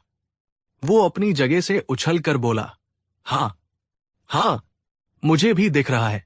अरे क्या नूर है, क्या चमक है, मेरा रोम रोम पुलकित हो गया है। और ये कहकर वो भी बीरबल के साथ मिलकर अजीब तरह से कूदने और नाचने लगा। अब तो जैसे एक होड़ सी लग गई। अपनी नेकी साबित करने के लिए एक एक करके सारे दरबारी उठने लगे। अरे वाह, मुझे तो इसमें 7 रंग दिख रहे हैं, एक मंत्री ने कहा, और वो भी नाचने वालों में शामिल हो गया। मेरी तो आंखें ही चौंधिया गई, खजांची बोला, और वो अपना पेट हिला हिला कर नाचने लगा। देखते ही देखते पूरा दरबार एक पागल खाने जैसा लगने लगा। सेनापति अपनी तलवार म्यान में डालकर भांगड़ा करने की कोशिश कर रहे थे। वजीर साहब अपनी शलवार उठाकर कव्वाली का स्टेप कर रहे थे। हर कोई एक दूसरे से ज्यादा नेक और धर्मात्मा दिखने की कोशिश में ऊटपटांग तरीके से नाच रहा था। कोई गोल गोल घूम रहा था, कोई जमीन पर लौट रहा था। वो नाच नहीं रहे थे, बल्कि अपनी इज्जत बचाने के लिए हाथ पैर फेंक रहे थे। बीरबल अब रुक चुके थे और एक कोने में खड़े इस अद्भुत दृश्य का मजा ले रहे थे। उन्होंने अपनी आंखों के इशारे से ही पूरे दरबार को एक साथ नचा दिया था। अब सिर्फ एक व्यक्ति बचा था जो अभी भी अपनी जगह पर बैठा था, शहंशाह अकबर। अकबर सब कुछ समझ चुके थे। वो बीरबल की इस अविश्वसनीय चतुराई पर हैरान थे। उन्होंने देखा कि कैसे बीरबल ने इंसानी मनोविज्ञान की सबसे बड़ी कमजोरी, समाज में अच्छा दिखने की चाहत का इस्तेमाल करके पूरे दरबार को बंदरों की तरह नचा दिया था। दरबारी अब रुक रुक कर शहंश की तरफ देख रहे थे। वो सोच रहे थे कि शहंशाह क्यों नहीं नाच रहे? क्या उन्हें हीरा नहीं दिख रहा? क्या शहंशाह पापी है? अकबर एक धर्म संकट में फंस गए। अगर वो नहीं नाचते तो उनकी प्रजा और उनके दरबारी उनके चरित्र पर शक करेंगे, और अगर वो नाचते हैं तो वो बीरबल की चुनौती के आगे हार मान लेंगे। अकबर ने एक गहरा सांस लिया। वो जानते थे कि एक अच्छा राजा वही होता है जो अपनी प्रजा की भावनाओं का सम्मान करे और कभी कभी खेल को खेल की भावना से खेले। अकबर अपनी जगह से उठे। उन्होंने अपनी शाही पगड़ी को थोड़ा संवारा और मुस्कुराते हुए उस नाचते हुए हुजूम की तरफ बढ़े। वाह बीरबल, मान गए, शहंशाह ने ऊंची आवाज में कहा। तुम्हारे परदादा का हीरा तो वाकई जादुई है। इसकी रोशनी देखकर तो हमारा मन भी बेकाबू हो गया है। और ये कहकर हिंदुस्तान के सबसे शक्तिशाली शहंशाह जलालुद्दीन मोहम्मद अकबर भी अपने दरबारियों के साथ मिलकर खुशी से झूमने लगे। उन्होंने एक दो चक्कर लगाए और फिर ठहाका मारकर हंसने लगे। शहंशाह को नाचता देख दरबारियों का जोश और बढ़ गया। अब वो और जोर जोर से नाचने लगे। कुछ देर बाद जब सब थककर हाफने लगे तो बीरबल ने ताली बजाई। बस बस दोस्तों, हीरे का तेज बहुत ज्यादा है। कहीं आप सब इसके आनंद में खोकर राजकाज ही न भूल जाए। सब धीरे धीरे रुक गए। वो पसीने से तरबतर थे। उनकी सांसें फूली हुई थी। लेकिन हर किसी के चेहरे पर एक राहत थी कि उनकी इज्जत बच गई। अकबर अपने सिंहासन पर वापस आकर बैठ गए। उन्होंने बीरबल को अपने पास बुलाया। बीरबल, हम हार गए और तुम जीत गए, अकबर ने हंसते हुए कहा। तुमने हमें भी अपने इशारों पर नचा दिया। लेकिन अब ये बताओ, इस खाली संदूक का राज क्या है? बीरबल ने सिर झुकाकर कहा। जहांपनाह, इस संदूक में कोई जादुई हीरा नहीं था। इसमें तो इंसानी स्वभाव का आईना था। मैंने तो बस ये जानता था कि हर इंसान खुद को दूसरों से बेहतर और ज्यादा नेक साबित करना चाहता है। कोई भी खुद को अपनी ही नजरों में या दूसरों की नजरों में गिराना नहीं चाहता। मैंने तो बस इसी कमजोरी को एक धागा बनाया और आप सब उस धागे से बंधी कठपुतलियों की तरह नाचने लगे। ये सुनकर दरबारियों के चेहरे शर्म से झुक गए। उन्हें समझ आ गया था कि बीरबल ने उन्हें कैसे बेवकूफ बनाया था। अकबर ने एक गहरा विचार करते हुए कहा, आज तुमने सिर्फ हमें नचाया नहीं है बीरबल, तुमने हमें एक बहुत बड़ा सबक सिखाया है। तुमने सिखाया है कि हम अक्सर वो नहीं करते जो हम करना चाहते हैं, बल्कि वो करते हैं जो समाज हमसे करवाना चाहता है। हम अपनी सच्चाई से ज्यादा अपनी झूठी छवि की परवाह करते हैं। शहंशाह ने अपनी कीमती अंगूठी उतारकर बीरबल को इनाम में दी। आज से दरबार में मुर्गा बनने की सजा तुम्हारी नहीं, बल्कि उन सबकी है जो अपनी अक्ल का इस्तेमाल किए बिना दूसरों की हाँ में हाँ मिलाते हैं। उस दिन के बाद दरबार में फिर कभी वैसी सुस्ती और नीरसता नहीं छाई और बीरबल की बुद्धिमानी का ये किस्सा हमेशा हमेशा के लिए इतिहास में दर्ज हो गया, इस बात की मिसाल बनकर कि सबसे बड़ा जादूगर वो नहीं जो मंत्र पढ़ता है, बल्कि वो है जो इंसानी मन को पढ़ लेता है। कहानी 5। सल्तनत मुगलिया के सबसे शक्तिशाली शहंशाह जलालुद्दीन मोहम्मद अकबर जितने न्यायप्रिय और कला के पारखी थे, उतने ही वो हाजिर जवाब और कभी कभी थोड़े तुनक मिजाज भी थे। उन्हें अपनी बुद्धि और अपने पद का बड़ा मान था। दरबार में उनकी बात पत्थर की लकीर होती थी, जिसे काटने की हिम्मत किसी में नहीं थी। लेकिन इस नियम का एक अपवाद था, बीरबल। बीरबल सिर्फ अकबर के सलाहकार नहीं थे, वो उनके मित्र थे, उनके बौद्धिक प्रतिद्वंद्वी थे और कभी कभी उनके शिक्षक भी बन जाते थे। दोनों के बीच अक्सर ऐसी नोकझोंक होती थी जो पूरे दरबार का मनोरंजन करती थी और साथ ही कोई न कोई गहरा सबक भी दे जाती थी। एक दिन दरबार की कार्यवाही चल रही थी। किसी दूर दराज के सूबे से एक जमींदार अपनी शिकायत लेकर आया था। मामला थोड़ा पेचीदा था और अकबर उसे समझने की कोशिश कर रहे थे। वो उस जमींदार से एक के बाद एक कई सवाल पूछ रहे थे, लेकिन वो जमींदार थोड़ा घबराया हुआ था और शायद थोड़ा कम अक्ल भी।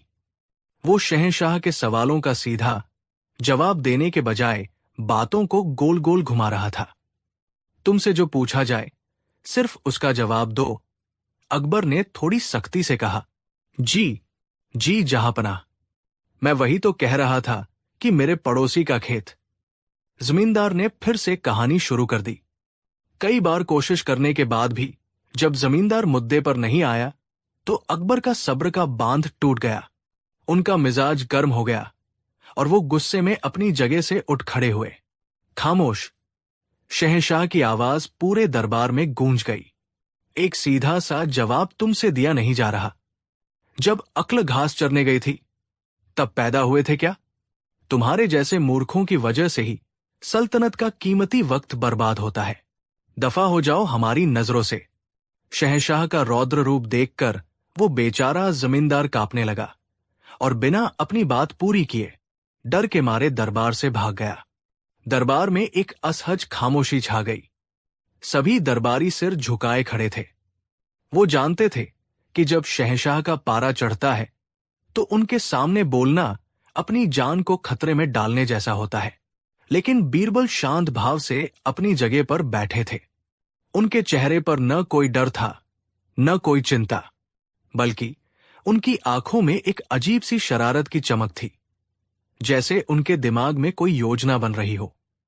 उन्हें यह बात अच्छी नहीं लगी कि शहंशाह ने अपनी शक्ति का प्रयोग करके एक निरीह फरियादी को इस तरह अपमानित करके भगा दिया। उन्होंने मन ही मन तय कर लिया कि वो शहंशाह को उनकी गलती का एहसास जरूर कराएंगे, लेकिन सीधे सीधे नहीं, बल्कि उन्हीं की भाषा में। उस दिन के बाद दरबार में एक अजीब सी तब्दीली आने लगी। बीरबल, जो अपनी हाजिर जवाबी और हर चर्चा में बढ़ चढ़कर हिस्सा लेने के लिए जाने जाते थे, अचानक बिल्कुल खामोश हो गए। अगले दिन दरबार में किसी महत्वपूर्ण संधि पर चर्चा हो रही थी। अकबर ने बीरबल से उनकी राय पूछी। बीरबल, इस बारे में तुम्हारा क्या ख्याल है? बीरबल अपनी जगह से उठे, शहंशाह को सलाम किया और चुपचाप खड़े रहे। क्या हुआ बीरबल? हमने तुमसे कुछ पूछा है, अकबर ने थोड़ा हैरान होकर कहा। बीरबल ने अपना मुंह खोला, कुछ कहने की कोशिश की, लेकिन फिर चुप हो गए।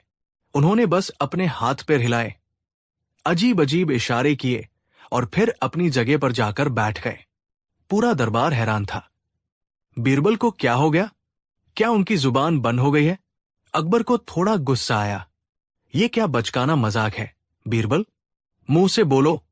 बीरबल ने फिर से उठकर अजीब अजीब शक्लें बनाई और कुछ अस्पष्ट ध्वनियां निकाली, जैसे आ, ऊ, हूं। मुल्ला दो प्याजा को मौका मिल गया। वो बोला, लगता है जहांपनाह, बीरबल की बुद्धि पर ताला लग गया है। शायद कल वाले जमींदार का डर इनके सिर चढ़कर बोल रहा है। अकबर ने उस दिन तो बात टाल दी, लेकिन अगले कई दिनों तक यही सिलसिला चलता रहा। जब भी अकबर बीरबल से कोई सवाल पूछते, बीरबल या तो चुप रहते या फिर बेमतलब के इशारे करने लगते। वो हर काम करते, दरबार आते, फाइलें देखते, लेकिन मुंह से एक शब्द नहीं बोलते थे। अकबर की परेशानी बढ़ने लगी। बीरबल के बिना उन्हें दरबार सुना सुना लगता था। उनकी सलाह के बिना बड़े से बड़े फैसले अटके पड़े थे। कई बार उन्होंने बीरबल को अकेले में बुलाकर डांटा, धमकाया, प्यार से पूछा, लेकिन बीरबल टस से मस नहीं हुए। वो बस मुस्कुराते और सिर हिला देते। एक हफ्ता बीत गया। अकबर का गुस्सा अब चिंता में बदल चुका था। उन्हें लगा कि शायद बीरबल सच में बीमार हो गए हैं। उन्होंने शाही हकीमों को बुलाया। हकीमों ने बीरबल की जांच की, लेकिन उन्हें कोई बीमारी नहीं मिली। आखिरकार अकबर का धैर्य जवाब दे गया। उस दिन दरबार में उन्होंने ऐलान किया, अगर आज बीरबल ने अपना मुंह नहीं खोला तो हम उन्हें उनके पद से हटा देंगे। ये एक बहुत बड़ी धमकी थी। पूरे दरबार में सन्नाटा छा गया। सबकी नजरें बीरबल पर थी। क्या आज बीरबल बोलेंगे? अकबर ने बीरबल की तरफ देखकर कहा, बीरबल, ये हमारा आखिरी हुक्म है। हम तुमसे एक सीधा सा सवाल पूछ रहे हैं। आगरा में कुल कितने कौए हैं? हमें इसका सीधा और सटीक जवाब दो। कोई इशारा नहीं, कोई बकवास नहीं। ये एक जाना माना सवाल था जिसे अकबर पहले भी कई बार पूछ चुके थे। बीरबल अपनी जगह से उठे। दरबार की धड़कनें रुकी हुई थी। बीरबल ने अपना मुंह खोला और फिर उन्होंने बोलना शुरू किया। लेकिन जो उन्होंने कहा वो किसी की समझ में नहीं आया। किचपिच, टेंटे, चुर-चुर, काव-काव। बीरबल कौओं और चिड़ियों की मिलीजुली आवाजें निकाल रहे थे। वो अपने हाथों को पंखों की तरह फड़फड़ा रहे थे और दरबार में इधर उधर फुदक रहे थे। ये देखकर तो अकबर का गुस्सा 7वें आसमान पर पहुंच गया। ये क्या पागलपन है बीरबल? हमने तुमसे कौओं की गिनती पूछी है, उनकी तरह आवाज निकालने को नहीं कहा। बीरबल अचानक रुके। उन्होंने अपने कपड़े ठीक किए और फिर इंसानी भाषा में, जो 1 हफ्ते बाद उनके मुंह से निकली थी, बड़ी मासूमियत से बोले, गुस्ताखी माफ जहांपना, लेकिन मैं तो आपके सवाल का जवाब ही दे रहा था। क्या ये जवाब था? अकबर ने अविश्वास से पूछा। बीरबल ने कहा, जी जहांपना।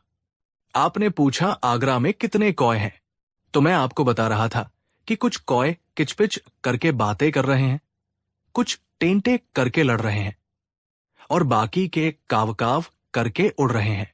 अब आप ही बताइए, मैं आपको गिनती कैसे बताऊं जब वो एक जगह टिक ही नहीं रहे हैं? ये जवाब सुनकर कुछ दरबारियों की दबीदबी हंसी छूट गई। अकबर का गुस्सा तो कम नहीं हुआ, लेकिन वो बीरबल के तर्क के आगे निरुत्तर हो गए। उन्होंने कहा, ठीक है, ये सब छोड़ो। हमें बस ये बताओ कि पिछले 1 हफ्ते से तुमने ये जो पागलपन का नाटक लगा रखा था, उसकी वजह क्या है? तुम बोल क्यों नहीं रहे थे? अब बीरबल के चेहरे पर गंभीरता आ गई। उन्होंने शहंशाह की आंखों में आंखें डालकर कहा, जहांपनाह, मैं आपकी भाषा में आपसे बात करने की कोशिश कर रहा था। हमारी भाषा में? अकबर हैरान थे। हम क्या ऐसे इशारे करते हैं या जानवरों की तरह बोलते हैं? बीरबल ने सिर झुकाकर कहा, नहीं जहांपनाह, आप ऐसा नहीं करते। लेकिन पिछले हफ्ते जब वो गरीब जमींदार आपके सामने अपनी अर्जी लेकर आया था, तब आपने उससे क्या कहा था? अकबर को वो दिन याद आ गया। बीरबल ने आगे कहा, वो बेचारा अपनी बात कहने की कोशिश कर रहा था, लेकिन आप सिर्फ अपना सवाल सुनना चाहते थे। जब उसने अपनी कहानी सुनानी चाही, तो आपने उसे अपमानित किया, उसे मूर्ख कहा और उसे अपनी बात पूरी किए बिना ही भगा दिया। आपने उसे ये एहसास दिलाया कि एक शहंशाह के सामने एक आम आदमी के शब्दों की कोई कीमत नहीं है। आपने उसे बताया कि यहां सिर्फ आपकी भाषा चलती है, सवालों की भाषा, हुक्म की भाषा। बीरबल की बातें तीर की तरह अकबर के दिल में चुभ रही थी। दरबार में मौत जैसा सन्नाटा था। बीरबल ने अपनी बात पूरी की, तो जहांपनाह, मैंने सोचा कि अगर इस दरबार में सिर्फ शहंशाह की भाषा ही समझी जाती है, जहां सीधे जवाब की उम्मीद की जाती है और कहानी या संदर्भ को मूर्खता समझा जाता है, तो शायद मेरी बातों का भी कोई मोल नहीं है। इसलिए मैंने भी बोलना बंद कर दिया और केवल इशारों और बेमतलब की ध्वनियों का सहारा लिया, क्योंकि जब शब्दों की गरिमा ही खत्म हो जाए, तो चुप रहना या पागलों की तरह बोलना एक ही बात है। मैं तो बस आपको ये एहसास दिलाना चाहता था कि जब कोई आपसे बात करना चाहता है और आप उसे बोलने का मौका नहीं देते, तो उसे कैसा महसूस होता है। ये कहकर बीरबल चुप हो गए। अकबर अपनी जगह पर जड़ हो चुके थे। बीरबल ने उन्हें आईना दिखा दिया था। उन्हें अपनी गलती का एहसास हुआ।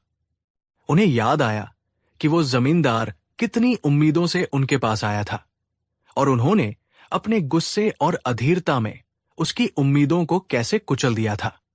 बीरबल ने कोई शिकायत नहीं की, कोई बगावत नहीं की। उन्होंने बस शहंशाह के व्यवहार को ही उन्हीं पर लागू कर दिया, ताकि वो खुद महसूस कर सके कि उनकी अपनी भाषा कितनी कठोर और अपमानजनक हो सकती है। अकबर की आंखों में पछतावे के आंसू आ गए। वो अपने सिंहासन से उतरे, बीरबल के पास आए और उनके कंधे पर हाथ रखकर बोले, हमसे गलती हो गई बीरबल। आज तुमने हमें शहंशाह नहीं, बल्कि एक इंसान होने का सबक सिखाया है। तुमने हमें बताया है कि शक्ति का मतलब हुक्म चलाना नहीं, बल्कि दूसरों को धैर्य से सुनना भी होता है। शहंशाह ने तुरंत अपने सिपाहियों को हुक्म दिया कि उस जमींदार को ढूंढकर पूरे सम्मान के साथ वापस दरबार में लाया जाए। जब वो जमींदार डरते डरते वापस आया, तो अकबर खुद अपनी जगह से उठे, उससे माफी मांगी और उसकी पूरी समस्या को बड़े ध्यान से सुना। उन्होंने न केवल उसकी समस्या का समाधान किया, बल्कि उसे इनाम भी दिया। उस दिन के बाद शहंशाह अकबर के स्वभाव में एक बड़ा बदलाव आया। उन्होंने सीखा कि हर किसी को अपनी बात कहने का हक है, चाहे वो शहंशाह हो या एक आम इंसान। और बीरबल की बुद्धिमानी का ये किस्सा हमेशा के लिए इतिहास में अमर हो गया, इस बात का सबूत बनकर कि कभी कभी सबसे करारा जवाब ऊंची आवाज में नहीं, बल्कि खामोशी से और उसी भाषा में दिया जाता है जिसे सामने वाला सबसे अच्छी तरह समझता हो। कहानी 6। सल्तनत-ए मुगलिया के शहंशाह अकबर केवल एक महान योद्धा और शासक ही नहीं थे, बल्कि उनके अंदर ज्ञान और रहस्य के प्रति एक गहरा आकर्षण भी था। उन्हें पहेलियां बुझाना, मुश्किल सवालों में उलझना और बुद्धि की सीमाओं को परखना बेहद पसंद था। उनका दरबार सिर्फ न्याय और राजनीति का अखाड़ा नहीं था, बल्कि ये एक बौद्धिक रणभूमि भी थी, जहां अक्सर शब्दों और तर्कों के युद्ध होते थे। और इस रणभूमि के सबसे बड़े योद्धा थे बीरबल। एक दिन शहंशाह अकबर अपने निजी पुस्तकालय में कुछ पुरानी पांडुलिपियों को खंगाल रहे थे। तभी उनके हाथ एक बहुत पुरानी चमड़े की जिल्द वाली किताब लगी। ये किताब उनके परदादा बाबर के समय की थी और इसमें तुर्की भाषा में कुछ पहेलियां और कविताएं लिखी थी। पन्ने पलटते पलटते अकबर की नजर एक अजीब सी पहेली पर आकर ठहर गई। पहेली सिर्फ एक पंक्ति की थी, लेकिन उसके शब्द इतने गहरे और रहस्यमयी थे कि अकबर का दिमाग चकरा गया। उन्होंने उसे कई बार पढ़ा, हर शब्द के मतलब को समझने की कोशिश की, लेकिन पहेली का अर्थ उनकी पकड़ से बाहर था। वो पहेली किसी अदृश्य धुंध की तरह थी, जो सामने तो थी पर उसे छुआ नहीं जा सकता था। ये पहेली उनके जहन पर हावी हो गई। उन्होंने खाना पीना कम कर दिया। रात को उन्हें नींद नहीं आती थी। बस वही एक पंक्ति उनके दिमाग में घूमती रहती। उन्हें लगा कि ये कोई मामूली पहेली नहीं है, जरूर इसके पीछे कोई गहरा राज या दर्शन छिपा है। आखिरकार जब वो खुद इस गुत्थी को नहीं सुलझा पाए, तो उन्होंने इसे अपने दरबार में ले जाने का फैसला किया। उन्हें विश्वास था कि उनके नवरत्नों और विद्वानों का विशाल समूह मिलकर इस रहस्य पर से पर्दा जरूर उठा देगा। अगले दिन दरबार लगा। माहौल रोज की तरह ही था, लेकिन शहंशाह के चेहरे पर एक अनूठी गंभीरता थी। जब दरबार की सामान्य कार्यवाही पूरी हो गई, तो अकबर ने उस पुरानी किताब को अपने हाथों में उठाया। मेरे दरबार के ज्ञानियों और बुद्धिमानों, शहंशाह ने अपनी बुलंद आवाज में कहा, आज मैं आपके सामने कोई सल्तनत की समस्या नहीं, बल्कि बुद्धि की एक चुनौती लेकर आया हूं। मेरे हाथ मेरे परदादा के समय की एक पहेली लगी है, जिसने मेरी रातों की नींद और दिन का चैन छीन लिया है। यह सुनकर पूरा दरबार सतर्क हो गया। शहंशाह को उलझाने वाली पहेली जरूर कोई साधारण पहेली नहीं होगी। अकबर ने किताब से उस पहेली को पढ़ा। वो क्या है जो ईश्वर के पास नहीं है, बादशाह के पास कभी कभी होता है और एक फकीर के पास हमेशा होता है। पहेली हवा में तैर गई और पूरे दरबार में एक गहरा सन्नाटा छा गया। हर कोई अपने दिमाग के घोड़े दौड़ाने लगा। ये कैसी पहेली थी? इसके 3 हिस्से थे और तीनों एक दूसरे के बिल्कुल विपरीत थे। ईश्वर, जिसके पास सब कुछ है, उसके पास वो चीज नहीं है। बादशाह, जो दुनिया का सबसे शक्तिशाली इंसान है, उसके पास वो चीज बस कभी कभी होती है। और एक फकीर, जिसके पास कुछ भी नहीं होता, उसके पास वो चीज हमेशा होती है। ये तो असंभव सा लग रहा था। दरबार के सबसे बड़े विद्वान और दार्शनिक हकीम अबुल फजल अपनी जगह से उठे। उन्होंने बहुत सोचा और फिर कहा, जहां पनाह, शायद इसका जवाब चिंता या फिक्र है। ईश्वर को कोई चिंता नहीं होती। बादशाह को कभी कभी अपनी सल्तनत की चिंता होती है और एक फकीर को तो हमेशा अपनी अगली रोटी की चिंता लगी रहती है। ये जवाब सुनने में तो तर्क संगत लग रहा था। कई दरबारियों ने सहमति में सिर हिलाया, लेकिन अकबर संतुष्ट नहीं हुए। नहीं हकीम साहब, अकबर ने कहा, यह जवाब सही नहीं है। एक सच्चा फकीर जो दुनिया की मोहमाया त्याग चुका हो, उसे किसी चीज की चिंता नहीं होती। वो तो अपनी धुन में मस्त रहता है। इसलिए ये जवाब गलत है। अब दरबार के खजांची राजा टोडरमल ने प्रयास किया। आलम पनाह, मुझे लगता है इसका उत्तर अभाव या कमी है। ईश्वर के पास किसी चीज का अभाव नहीं है। बादशाह के खजाने में कभी कभी धन का अभाव हो सकता है, और फकीर के पास तो हमेशा ही हर चीज का अभाव रहता है। अकबर ने इस पर भी असहमति जताई। टोडरमल जी, आपका तर्क भी कमजोर है।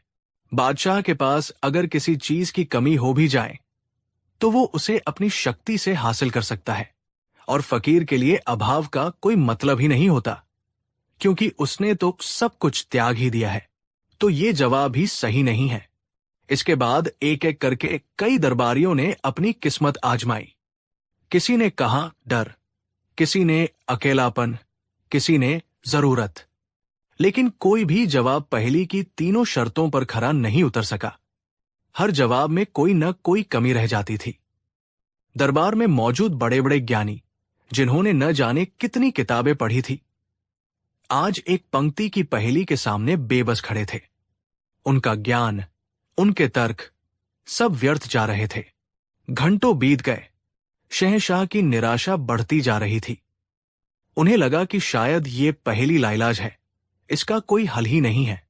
इन सब के बीच एक व्यक्ति था जो हमेशा की तरह शांत भाव से बैठा, अपनी दाढ़ी पर हाथ फेरते हुए सब कुछ देख और सुन रहा था। वो थे बीरबल। अकबर की निराश नजरें आखिरकार बीरबल पर आकर टिकी। बीरबल, तुम इतने शांत कैसे हो? क्या इस पहेली ने तुम्हारे दिमाग को भी ताला लगा दिया है, या तुम्हारे पास इसका कोई जवाब है? बीरबल अपनी जगह से उठे। उन्होंने शहंशाह को अदब से सलाम किया।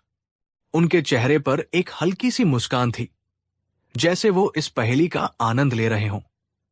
जहां पनाह, बीरबल ने कहा, यह पहेली जितनी मुश्किल दिखती है उतनी है नहीं। इसका जवाब बहुत सरल है और हम सबके सामने ही मौजूद है, बस हम उसे देख नहीं पा रहे हैं। यह सुनकर दरबार में फिर से हलचल मच गई। मुल्ला दो प्याजा, जो बीरबल की खामोशी पर मन ही मन खुश हो रहे थे, व्यंग्य से बोले, तो बताइए महाज्ञानी जी, हम भी तो सुने वो सरल सा जवाब जिसे हम मूर्खों की नजरें नहीं देख पा रही है। बीरबल ने मुल्ला की बात को नजरअंदाज किया और शहंशाह से कहा, आलम पनाह, इस पहेली का जवाब है अपने जैसा कोई और या बराबर का साथी। एक पल के लिए पूरे दरबार में फिर से खामोशी छा गई। अपने जैसा कोई और? ये कैसा जवाब था? दरबारी एक दूसरे का मुंह देखने लगे। उन्हें लगा कि बीरबल मजाक कर रहे हैं। अकबर ने भी उलझन में कहा, बीरबल, अपनी बात को साफ करो। ये जवाब तुम्हारी पहेली की शर्तों पर कैसे खरा उतरता है? अब बीरबल ने अपनी व्याख्या शुरू की, और जैसे जैसे वो बोलते गए, पहेली की धुंध छंटती गई और उसका खूबसूरत अर्थ सबके सामने आने लगा। जहां पनाह, पहेली की पहली शर्त है वो क्या है जो ईश्वर के पास नहीं है? बीरबल ने कहा, ईश्वर एक है, अद्वितीय है, उसके जैसा कोई और नहीं है। वो सर्वशक्तिमान और सर्वव्यापी है, उसकी बराबरी करने वाला कोई दूसरा नहीं हो सकता। इसलिए ईश्वर के पास अपने जैसा कोई और या बराबर का साथी नहीं है। ये व्याख्या इतनी सटीक और गहरी थी कि सब दंग रह गए। बीरबल ने आगे कहा, पहेली की दूसरी शर्त है बादशाह के पास कभी कभी होता है। जहां पनाह, आप एक बादशाह हैं, आपके पास दौलत है, शोहरत है, ताकत है, करोड़ों की प्रजा आपके आगे सिर झुकाती है, आपके बराबर कोई नहीं है।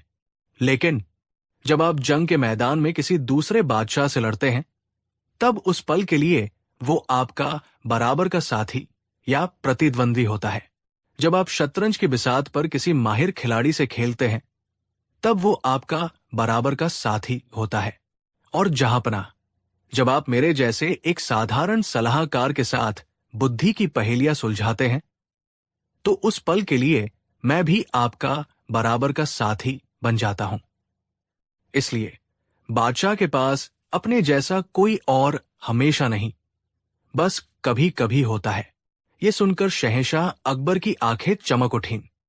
बीरबल ने न केवल पहेली को सुलझाया था, बल्कि बड़ी ही खूबसूरती से उनके और अपने रिश्ते को भी परिभाषित कर दिया था। अब दरबारियों की उत्सुकता चरम पर थी। वो पहेली के तीसरे और सबसे मुश्किल हिस्से का जवाब सुनने के लिए बेताब थे। बीरबल ने अपनी बात पूरी की और जहां पनाह पहेली की आखिरी शर्त है और एक फकीर के पास हमेशा होता है। बीरबल ने दरबार में बैठे एक दरवेश की ओर इशारा करते हुए कहा, एक फकीर कौन होता है? वो जिसने दुनिया की हर चीज त्याग दी हो। उसके पास न धन है, न घर, न कोई पद। उसके लिए हर इंसान बराबर है, एक राजा और एक रंक। दोनों उसके लिए मिट्टी के पुतले हैं।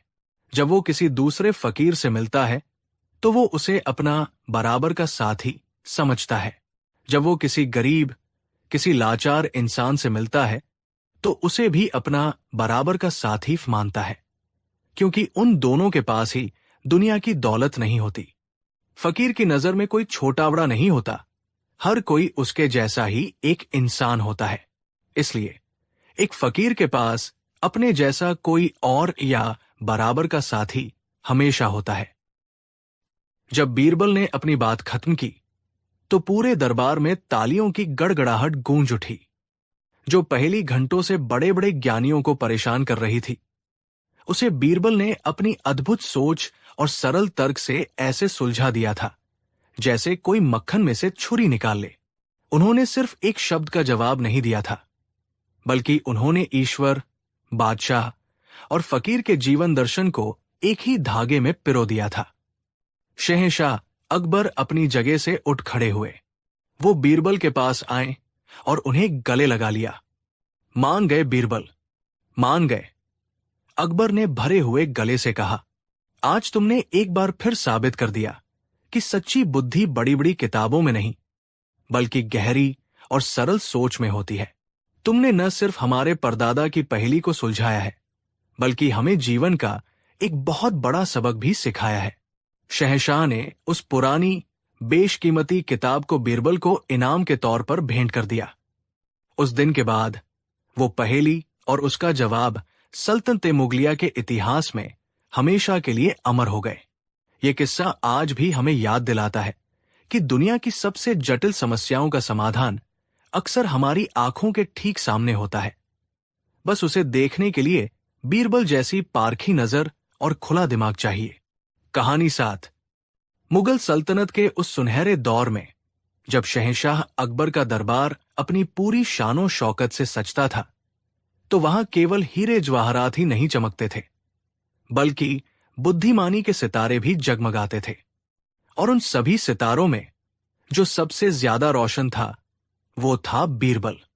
बीरबल सिर्फ एक सलाहकार नहीं थे, वो शहंशाह के दोस्त थे, उनकी मुश्किलों का हल थे और उनके दरबार की आत्मा थे। उनकी हाजिर जवाबी और न्यायप्रियता के किस्से दूर दूर तक मशहूर थे। लेकिन जहां रोशनी होती है, वहां परछाई भी होती है। अकबर के दरबार में एक और सलाहकार थे, मुल्ला दो प्याजा। मुल्ला जी खुद को बहुत अक्लमंद समझते थे और उन्हें बीरबल की शोहरत से बेइंतहा जलन होती थी। उन्हें लगता था कि शहंशाह बीरबल को जरूरत से ज्यादा तवज्जो देते हैं और उनकी अपनी काबिलियत को नजरअंदाज किया जाता है।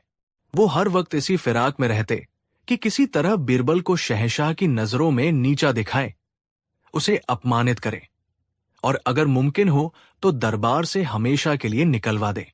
कई बार मुल्ला ने कोशिशें की, छोटे मोटे जाल बिछाए, मुश्किल सवाल पूछे, लेकिन हर बार बीरबल अपनी चतुराई से ऐसे निकल जाते जैसे पानी में से नाव। हर नाकामी के साथ मुल्ला की नफरत और गहरी होती जा रही थी। उसे एक ऐसे जाल की तलाश थी, एक ऐसे चक्रव्यूह की जिसे बीरबल भेद न सके। एक दिन जब मुल्ला अपने बगीचे में टहल रहे थे, उनके दिमाग में एक शैतानी ख्याल कौंधा। एक ऐसा ख्याल जो उन्हें लगा कि बीरबल की बुद्धि का अंत कर देगा। ये जाल इतना निर्दोष था कि इसमें कोई सुराग ही नहीं था। ये जाल सबूतों या गवाहों पर नहीं, बल्कि एक ऐसी चीज पर आधारित था जिसे कोई झुठला नहीं सकता और न ही कोई साबित कर सकता था एक सपना। मुल्ला के चेहरे पर एक कुटिल मुस्कान फैल गई। उन्होंने सोचा, हाँ, यही वो जाल है। मैं एक ऐसा सपना बनाऊंगा जिसे कोई काट नहीं सकेगा। बीरबल कितना भी बुद्धिमान क्यों न हो, वो किसी और के सपने के बारे में कैसे जान सकता है? और अगर वो कुछ अंदाजा लगाएगा भी तो मैं उसे सिरे से खारिज कर दूंगा। शहंशाह के सामने जब वो निरुत्तर खड़ा होगा तो उसकी सारी हेकड़ी निकल जाएगी। सब मान लेंगे कि बीरबल की बुद्धिमानी सिर्फ किस्से कहानियों में है, असलियत में नहीं। अपनी इस अजेय योजना के साथ मुल्ला दो प्याजा अगले दिन सीधे शहंशाह अकबर के निजी कक्ष में पहुंचे। शहंशाह उस वक्त कुछ सोच में डूबे हुए थे। मुल्ला ने अदब से झुककर सलाम किया और कहा, आलम पनाह, गुस्ताखी माफ हो, लेकिन एक अर्ज है। अकबर ने नजरें उठाकर कहा, कहो मुल्ला जी, क्या बात है? तुम कुछ परेशान लग रहे हो। मुल्ला ने मासूमियत का नकाब ओढ़ते हुए कहा, परेशान नहीं जहांपना, बस आपके एक नवरत्न की असली परीक्षा लेना चाहता हूं। हम सब जानते हैं कि बीरबल बहुत बुद्धिमान है। लोग कहते हैं कि वो मन की बात भी जान लेते हैं। मैं बस ये देखना चाहता हूं कि क्या उनकी बुद्धिमानी की बातें सच है या सिर्फ अफवाह। अकबर मुस्कुराए। उन्हें अपने दरबारियों के बीच की ये नोकझोंक पसंद थी।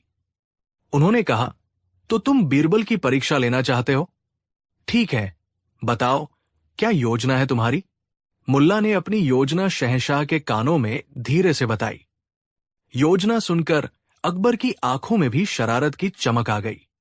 उन्हें यह खेल दिलचस्प लगा। उन्होंने सोचा कि देखें तो सही, बीरबल इस अनोखी चुनौती का सामना कैसे करता है।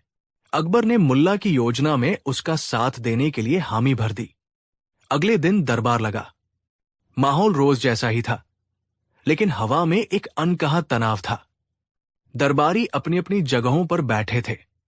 बीरबल भी शांत भाव से अपने आसन पर विराजमान थे, आने वाले दिन से बेखबर। मुल्ला दो प्याजा के चेहरे पर आत्मविश्वास की एक अजीब सी चमक थी, जैसे कोई शिकारी अपने शिकार को जाल में फंसते देखने के लिए बेताब हो। जब दरबार की सामान्य कार्यवाही पूरी हो गई तो मुल्ला दो प्याजा अपनी जगह से उठे।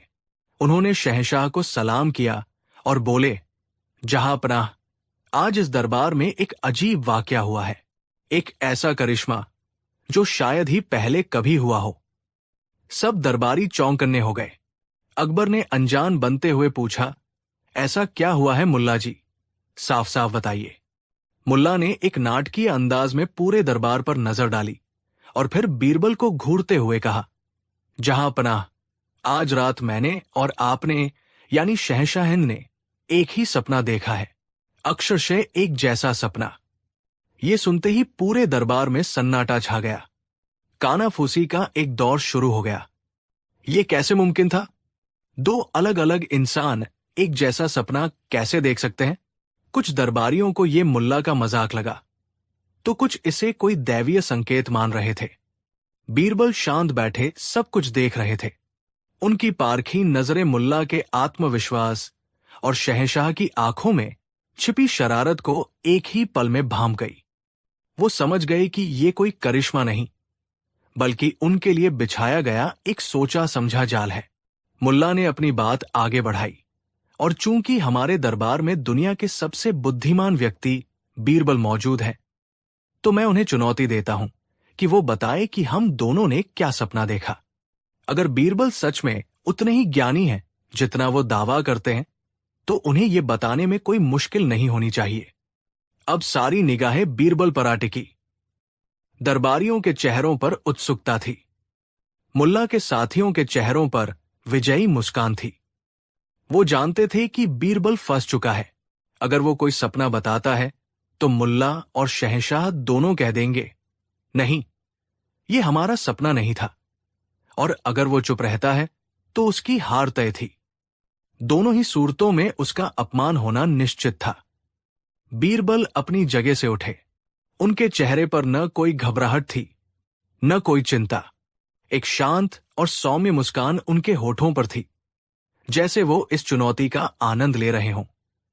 उन्होंने शहंशाह को सलाम किया और फिर मुल्ला की तरफ देखा। मुल्ला जी, बीरबल ने कहा, आपकी चुनौती मुझे स्वीकार है। ये तो सच में बड़े आश्चर्य की बात है कि आपने और जहांपनाह ने एक ही सपना देखा। यकीनन ये कोई मामूली सपना नहीं होगा, बल्कि कोई गहरा और महत्वपूर्ण संदेश लिए हुए होगा। मुल्ला मन ही मन हंसा। फंस गया, अब बनाओ कहानियां। बीरबल ने आगे कहा, मैं आपको वो सपना जरूर बताऊंगा, लेकिन मेरी एक छोटी सी शर्त है। मुल्ला चौंका। शर्त? अब इसमें क्या शर्त? बीरबल ने शहंशाह की ओर देखकर कहा, जहांपनाह, चूंकि ये सपना आप दोनों ने देखा है, तो न्याय का तकाजा यह है कि सपने का हर हिस्सा सच हो। अगर मैं सपना बताऊं, तो आप दोनों को पूरे दरबार के सामने ये मानना होगा कि मैंने जो बताया वो अक्षरशः सच है। आप अपनी बात से मुकर नहीं सकते। अकबर, जो इस खेल का मजा ले रहे थे, तुरंत राजी हो गए। हमें तुम्हारी शर्त मंजूर है बीरबल। हम वादा करते हैं कि जो भी तुम कहोगे, अगर वो हमारा सपना हुआ तो हम उसे सच मानेंगे। मुल्ला भी फौरन बोला, हां हां, मुझे भी मंजूर है। अब बताओ भी, क्या सपना देखा हमने? बीरबल मुस्कुराए। जाल बिछाने वाला अब खुद बीरबल के बुने हुए शब्दों के जाल में फंसने जा रहा था, और उसे इसका अंदाजा भी नहीं था। बीरबल ने अपनी आंखें एक पल के लिए बंद की, जैसे वो ध्यान लगाकर उस सपने को देख रहे हों। फिर उन्होंने बोलना शुरू किया। उनकी आवाज शांत लेकिन इतनी साफ थी कि दरबार के आखिरी कोने तक सुनाई दे रही थी। जहांपनाह, आप और मुल्ला जी कल रात सपने में एक खूबसूरत बाग में सैर कर रहे थे। चारों तरफ हरियाली थी, रंग बिरंगे फूल खिले थे और ठंडी हवा चल रही थी। चलते चलते आप दोनों एक ऐसी जगह पहुंचे जहां दो बड़े बड़े गड्ढे थे। बीरबल एक पल को रुके, दरबारियों की बढ़ती उत्सुकता को महसूस करते हुए। एक गड्ढा मीठे, सुनहरे और गाढ़े शहद से लबालब भरा हुआ था। उसकी खुशबू चारों तरफ फैल रही थी। और दूसरा गड्ढा बदबूदार कीचड़ और गंदगी से भरा हुआ था। दरबारी एक दूसरे को देखने लगे। ये कैसा अजीब सपना था। बीरबल ने अपनी कहानी जारी रखी। तभी अचानक आप दोनों का पैर फिसला और जहांपनाह, आप गिरे शहद से भरे गड्ढे में, और मुल्ला दो प्याजा जी गिरे गंदगी और कीचड़ से भरे गड्ढे में। ये सुनते ही दरबार में कुछ लोगों की दबीदबी हंसी छूट गई। मुल्ला दो प्याजा का चेहरा गुस्से से लाल हो गया। ये क्या बकवास है, वो चिल्लाना चाहता था, लेकिन बीरबल की शर्त उसे याद आ गई। बीरबल ने मुल्ला की तरफ देखे बिना अपनी बात पूरी की। आप दोनों पूरी तरह से अपने अपने गड्ढों में सन चुके थे। शहंशाह सर से पांव तक शहद में डूबे थे और मुल्ला जी गंदगी में। फिर आप दोनों उन गड्ढों से बाहर निकले। अब बीरबल रुके और उन्होंने एक गहरी नजर मुल्ला पर डाली, जिनकी आंखें आग उगल रही थी। और फिर सपने का सबसे महत्वपूर्ण हिस्सा आया। गड्ढों से निकलने के बाद आप दोनों ने एक दूसरे को साफ करने का फैसला किया। तो शहंशाह अकबर ने मुल्ला दो प्याजा को चाटना शुरू किया और मुल्ला दो प्याजा ने शहंशाह को चाटना शुरू किया, ताकि आप दोनों साफ हो सके। ये सुनते ही दरबार में जो सन्नाटा था, वो ठहाकों के एक जोरदार तूफान में बदल गया। दरबारी अपनी हंसी रोक नहीं पा रहे थे। कुछ तो हंसते हंसते अपनी जगहों से गिर पड़े। ये कल्पना ही इतनी हास्यास्पद थी कि शहंशाह अकबर, जो खुद इस साजिश का हिस्सा थे, वो भी अपना चेहरा छुपाकर हंसने लगे। सिर्फ एक व्यक्ति था जो नहीं हंस रहा था, मुल्ला दो प्याजा। उसका चेहरा शर्म, अपमान और क्रोध से तमतमा रहा था। वो जमीन में गड़ जाना चाहता था। बीरबल ने उसे उसी के जाल में ऐसा फंसाया था कि अब उसके पास निकलने का कोई रास्ता नहीं था। अगर वो कहता कि ये मेरा सपना नहीं था, तो वो अपनी ही शर्त तोड़ता और झूठा साबित होता। और अगर वो चुप रहता या हाँ कहता, तो उसे ये अपमानजनक सपना स्वीकार करना पड़ता, जिसकी वजह से दरबार में उसका मजाक हमेशा के लिए बन जाता। बीरबल शांत भाव से खड़े थे। उन्होंने शहंशाह की ओर देखा और बड़ी मासूमियत से पूछा, जहांपनाह, कहिए, क्या मैंने सही सपना बताया? अकबर अपनी हंसी को बड़ी मुश्किल से रोकते हुए बोले, हाँ हाँ बीरबल, बिल्कुल, तुमने अक्षरशः वही बताया जो हमने सपने में देखा था। तुम्हारी बुद्धिमानी का कोई जवाब नहीं। शहंशाह का जवाब सुनते ही मुल्ला दो प्याजा का रहासा धीरज भी जवाब दे गया। वो अपमान के इस घूंट को पी नहीं सका। वो बिना कुछ कहे, अपना सिर झुकाए, तेजी से दरबार से बाहर निकल गया। उसके पीछे दरबारियों के ठहाकों की आवाज गूंज रही थी, जो उसे कांटों की तरह चुभ रही थी। जब दरबार का शोर थोड़ा थमा, तो अकबर ने बीरबल को अपने पास बुलाया। उनके चेहरे पर अभी भी हंसी थी, लेकिन आंखों में प्रशंसा का भाव था। मान गए बीरबल, आज तुमने साबित कर दिया कि तुम्हें फंसाने की कोशिश करना अपने ही पैर पर कुल्हाड़ी मारने जैसा है। तुमने न सिर्फ खुद को बचाया, बल्कि जाल बिछाने वाले शिकारी को उसी के जाल में फंसाकर ऐसा सबक सिखाया जिसे वो जिंदगी भर नहीं भूलेगा। बीरबल ने विनम्रता से सिर झुकाकर कहा, जहांपनाह, ये तो आपकी मेहरबानी है। मैंने तो बस वही किया जो न्याय संगत था। जो दूसरों के लिए गड्ढा खोदता है, वो अक्सर खुद ही उसमें गिरता है। मुल्ला जी का जाल झूठ की नींव पर खड़ा था, और झूठ के पैर नहीं होते। मैंने तो बस उस नींव को हल्का सा धक्का दे दिया। उस दिन के बाद मुल्ला दो प्याजा ने फिर कभी बीरबल से सीधी दुश्मनी मोल लेने की हिम्मत नहीं की। उसे समझ आ गया था कि बीरबल की बुद्धि सिर्फ हाजिर जवाबी नहीं है, बल्कि वो परिस्थितियों को समझने और उन्हें अपने पक्ष में मोड़ने की एक अद्भुत कला है।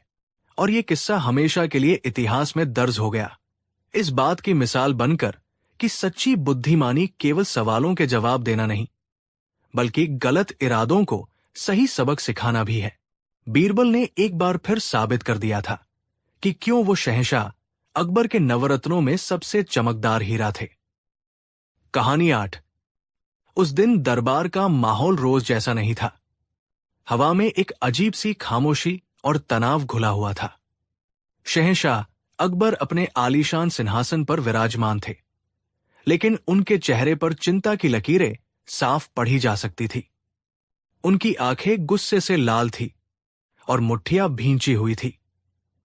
शहंशाह ने अपनी गंभीर आवाज में कहा, हमारे दरबार में मौजूद सभी अमीरों, वजीरों और सलाहकारों, आज हम आपसे एक ऐसा सवाल पूछने आए हैं जिसका जवाब शायद किसी के पास नहीं है।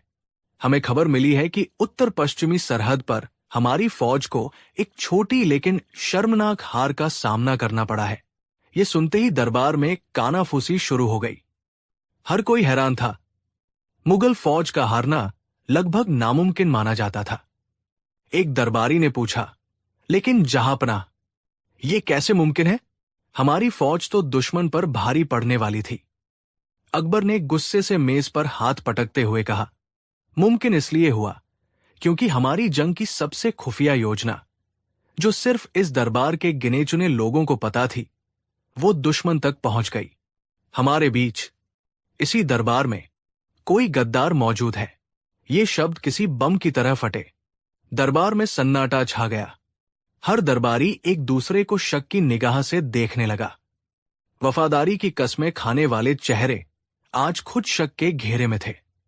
शहंशाह का सबसे भरोसेमंद दरबारी इनायत खान, जो शाही खजाने और दस्तावेजों का प्रमुख था, सबसे पहले आगे आया। उसने झुककर सलाम किया और बोला, शहंशाह, आपकी सल्तनत के लिए मेरी वफादारी पर कोई शक नहीं कर सकता।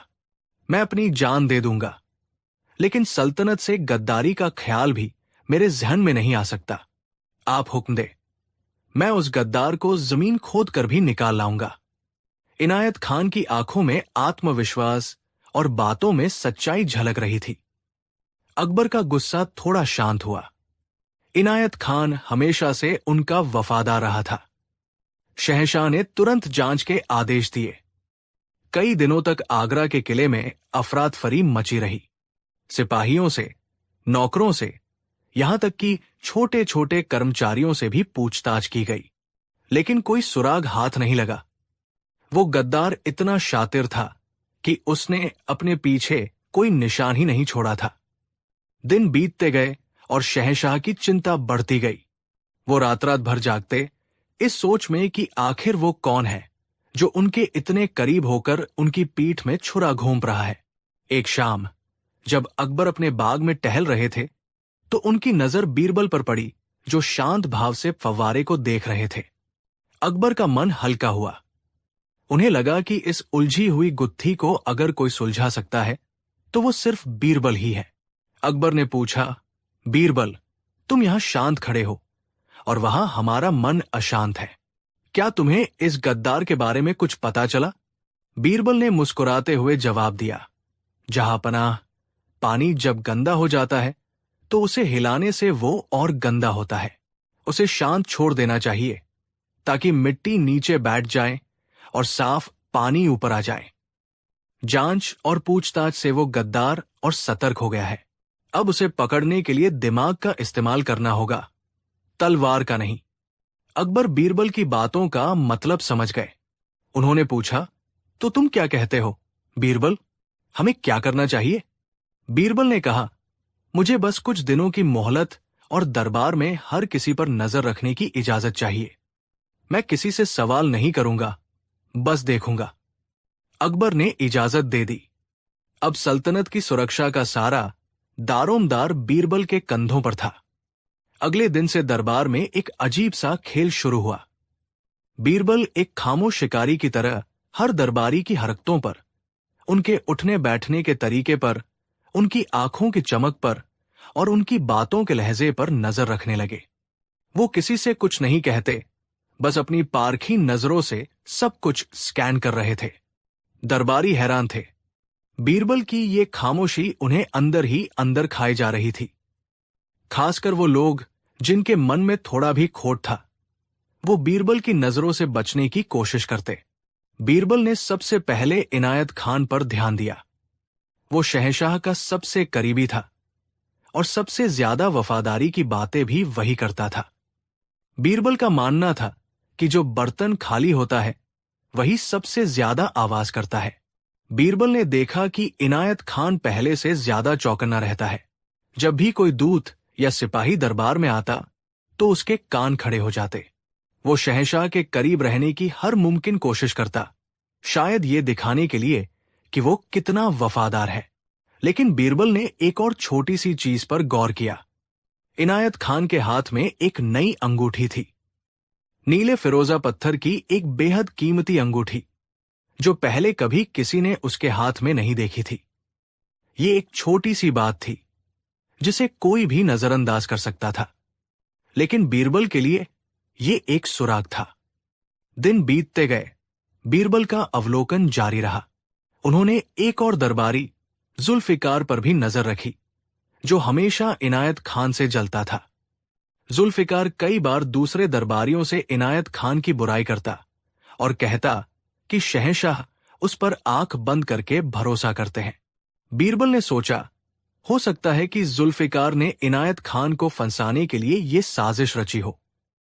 अब बीरबल के सामने दो संदिग्ध थे और कोई ठोस सबूत नहीं था।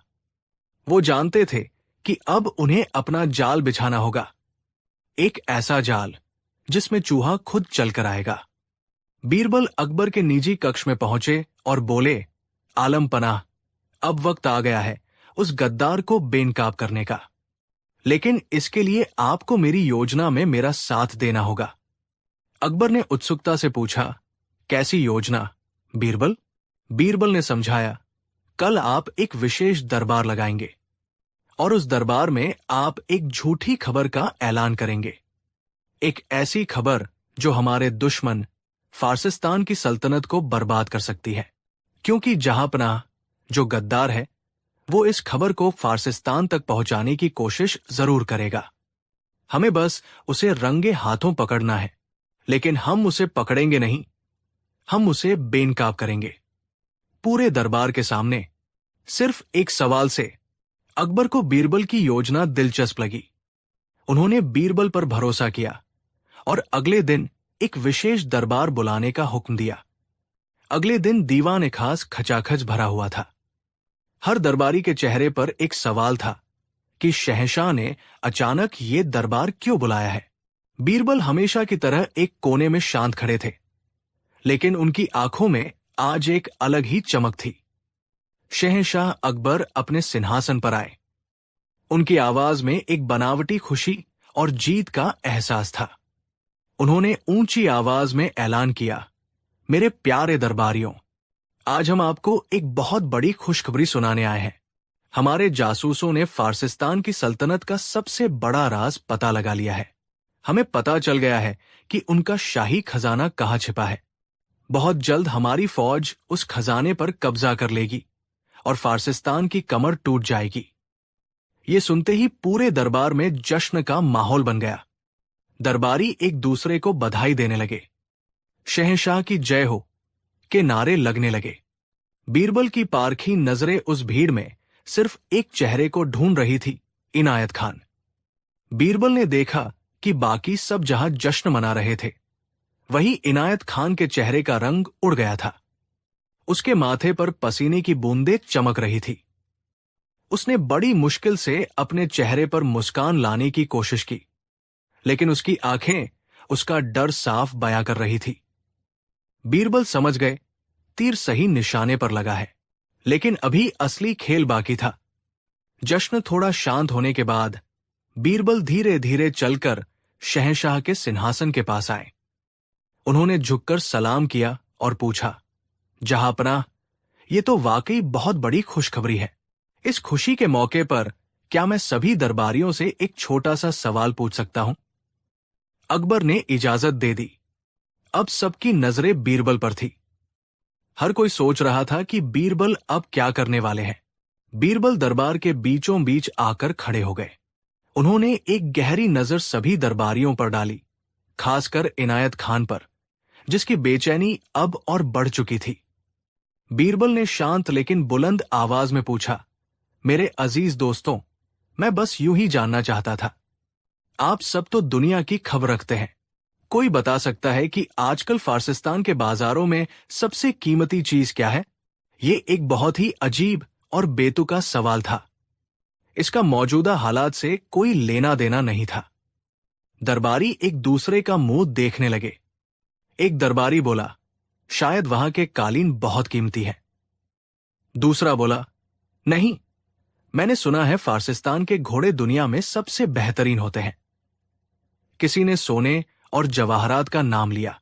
सब अपनी अपनी अटकलें लगा रहे थे। बीरबल सबकी बातें सुन रहे थे, लेकिन उनकी नजरें इनायत खान पर टिकी थी। इनायत खान चुप था। उसका दिमाग तेजी से चल रहा था। उसे लग रहा था कि ये सवाल उसी के लिए है। वो घबरा गया। उसे लगा कि अगर उसने कोई आम सा जवाब दिया तो शायद बीरबल को शक हो जाएगा। उसे अपनी जानकारी साबित करनी थी ताकि कोई उस पर शक न करे, और यही उसकी सबसे बड़ी गलती साबित हुई। जब सब चुप हो गए तो इनायत खान ने अपना गला साफ किया और थोड़ी ऊंची आवाज में बोला, बीरबल, ये सब तो आम चीजें हैं। फारसिस्तान की असली कीमती चीज है वहां का नीला फिरोजा, खासकर वो जो निशापुर की खानों से निकलता है। सुना है आजकल वहां के शाह को ये पत्थर इतना पसंद आ गया है कि वो इसकी मुंहमांगी कीमत दे रहे हैं। इसकी कीमत सोने से भी ज्यादा हो गई है। ये जवाब सुनकर दरबार में सब इनायत खान की जानकारी की तारीफ करने लगे। वाह, क्या जानकारी है! लेकिन बीरबल के चेहरे पर एक रहस्यमयी मुस्कान थी। वो धीरे धीरे चलकर इनायत खान के सामने आकर खड़े हो गए और बोले, वाह इनायत खान साहब, वाह, आपकी जानकारी तो सच में काबिले तारीफ है। इतनी गहरी जानकारी तो शायद हमारे जासूसों को भी नहीं होगी। आपने तो ये भी बता दिया कि वहां के शाह को ये पत्थर बहुत पसंद है। इनायत खान को अपनी तारीफ सुनकर अच्छा लगा। उसका डर थोड़ा कम हुआ। उसने कहा, जी बीरबल जी, हम शहंशाह के वफादार हैं। हमें दुनिया की खबर रखनी पड़ती है।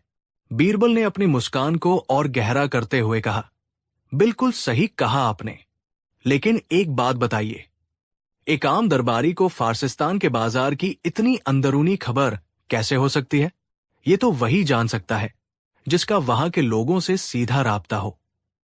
कोई ऐसा जिसे हाल ही में उसकी गद्दारी का इनाम उसी नीले फिरोजा पत्थर की शक्ल में मिला हो।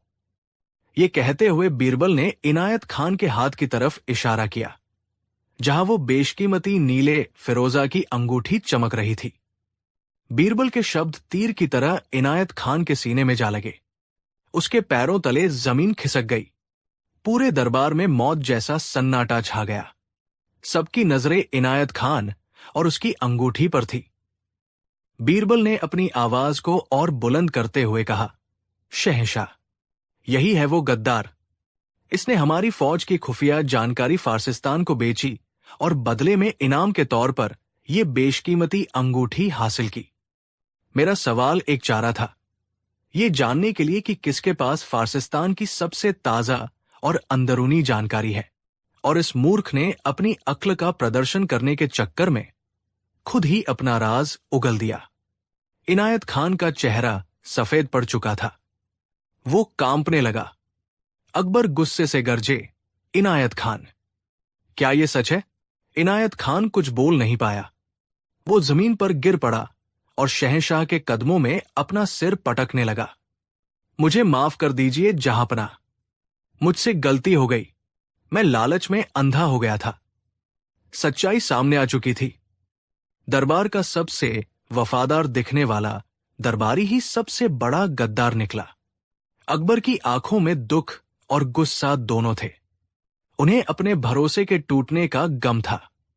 उन्होंने सिपाहियों को हुक्म दिया कि इनायत खान को गिरफ्तार कर लिया जाए। जब दरबार खाली हो गया तो अकबर अपनी जगह पर चुपचाप बैठे रहे। बीरबल उनके पास आए। अकबर ने कहा, बीरबल, आज तुमने एक बार फिर साबित कर दिया कि तुम्हारी पारखी नजर और तुम्हारे दिमाग का कोई मुकाबला नहीं।